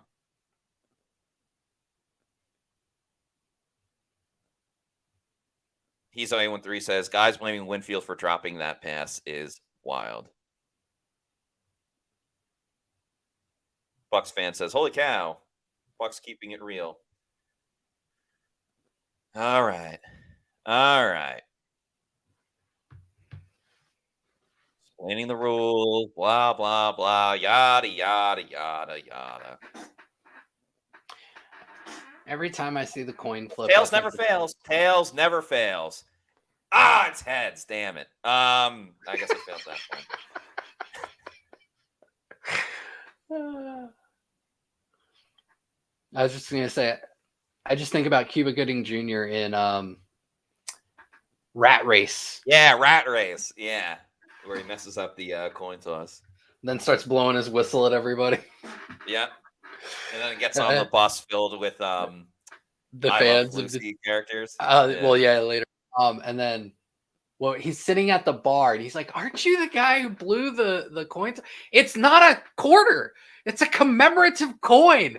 It doesn't look the same." Now that I think about it, every movie that Cuba Gooding Jr. has been in where he plays in a football part has been really good. So Rat Race isn't a football movie, but he plays a football ref. Right. Then you have Radio, where obviously he was the main character in it. And then, of course, he was Rod Tidwell in Jerry Maguire. That is which true. he won an Oscar for. Show me the money. And Radio sparking the character iPod in one of those spoof movies was amazing. Oh, yeah. You talking about the scary movies? It wasn't Scary Movie. It was like Scary Movie in that they were spoofing a whole genre. So they were spoofing sports movies, I think it was. And so they had a character called iPod. And at one point, like their helmet, like the radio in the helmet can't work. So iPod starts dancing the calls in. Right. Okay. Yeah. Michael with $1.99 super chat says, bro, can we ever win an OT coin toss? I guess not. Oh, boy. Yeah, I wish the Bucs were getting the ball first.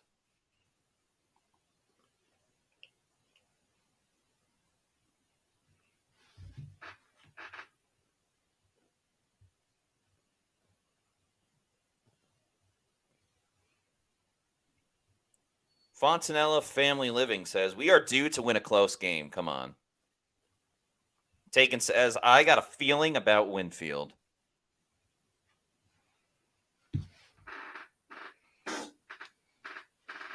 I've got a feeling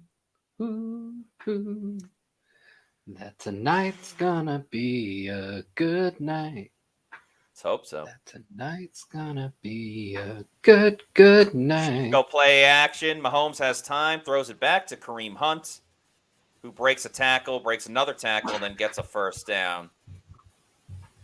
And Kevin Ross, the Bucs cornerbacks coach, is screaming on the sideline.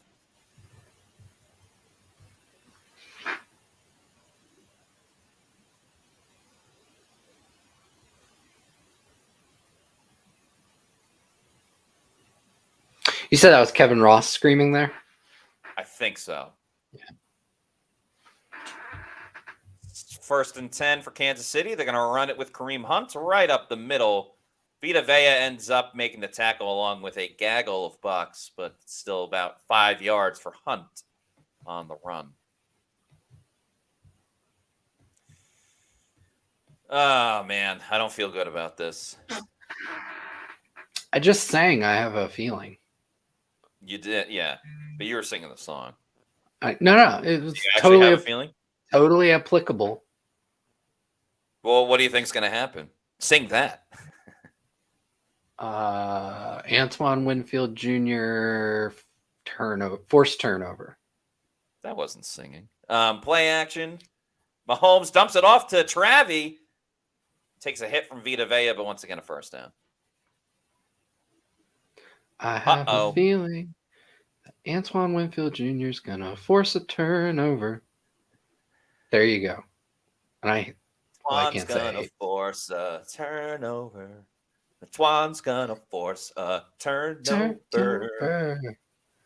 Woo, woo. Look at Joe Tryon-Shanka just slipping and sliding. 8:12 to go. They run it with Hunt. Really, the only time the Bucs in the second half have been able to stop Kareem Hunt was when they needed that 3 and out, and they did. Winfield's always smiling, no matter what. I mean, if you set the record for contracts for a DB, you'd have a lot of things to smile about too, right? That's true.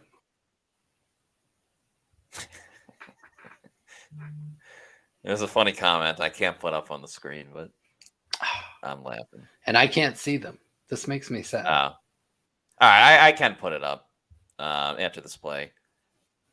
D-Hop. Oh, no. It's just like the Falcons game again with Zion missed tackle and then going down the field. Damn it. Where was it? Adam P. Park says JT has his just poop on a stick. I don't agree with that. But it was funny.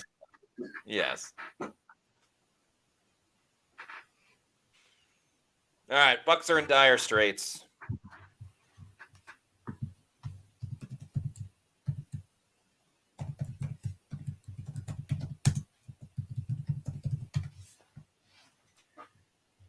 Mahomes is going to run, bum ankle and all. He slides. KJ Britt will get credited with the tackle.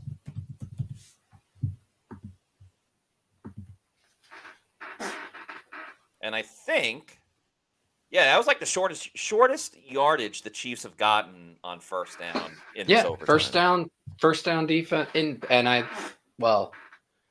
I guess there was the last drive of the fourth quarter, but it's been a huge problem for the Bucs in the second half. Is just giving up easy first downs.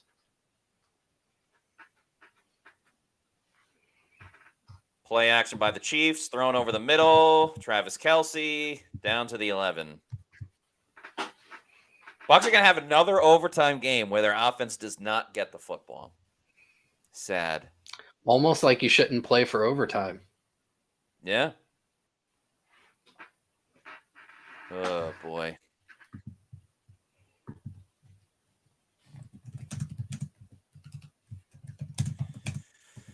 All right. And it's not even first and goal because they got tackled at the 11, so they can still get a first down. Kareem Hunt with the run, almost tackled by Levante David. I think at this point, Levante is just trying to knock the ball out. Yeah. And even if they somehow hold the Chiefs to a field goal, the Bucs are only going to get the ball back with like 3 minutes. All right, second down. Not second and goal, second down.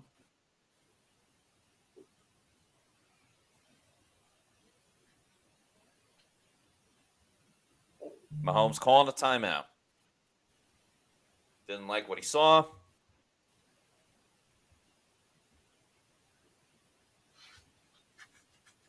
Also, if the Bucs lose this game or lose on this drive, it'll be yet another game where they allowed 30 points.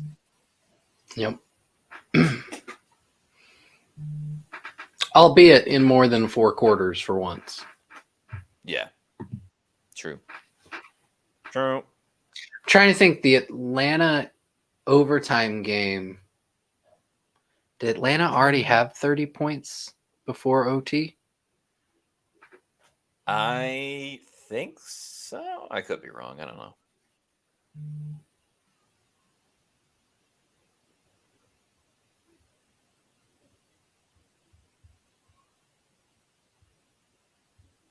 Second and 5 for Kansas City. Trying to win the game with a touchdown.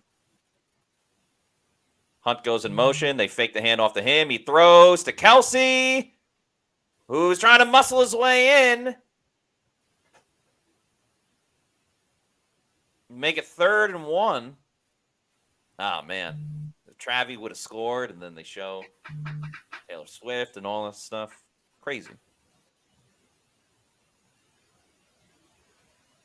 So this ain't 3rd and 1, because, again, they could get a first down. Right.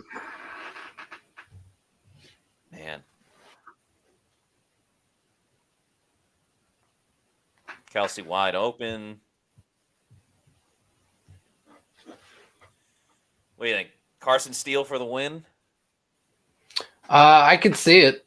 I think probably No, they go Kareem with Hunt. Hunt is in the end zone. Touchdown. That's the game. Chiefs win the ball game 30-24. Bucs drop to 4-5 on the season. They've now lost 3 games in a row. A heartbreaker for Tampa Bay. Very, very close. But once again, they go to overtime, and the offense does not get a chance to get the ball. So, appreciate everybody for watching with us. We're going to have the Pewter postgame show in a little bit. Until then, for Josh Queipo, I'm Matt Matera saying thanks, everybody, for watching, and we'll see you soon for another Pewter Game Day show. Out.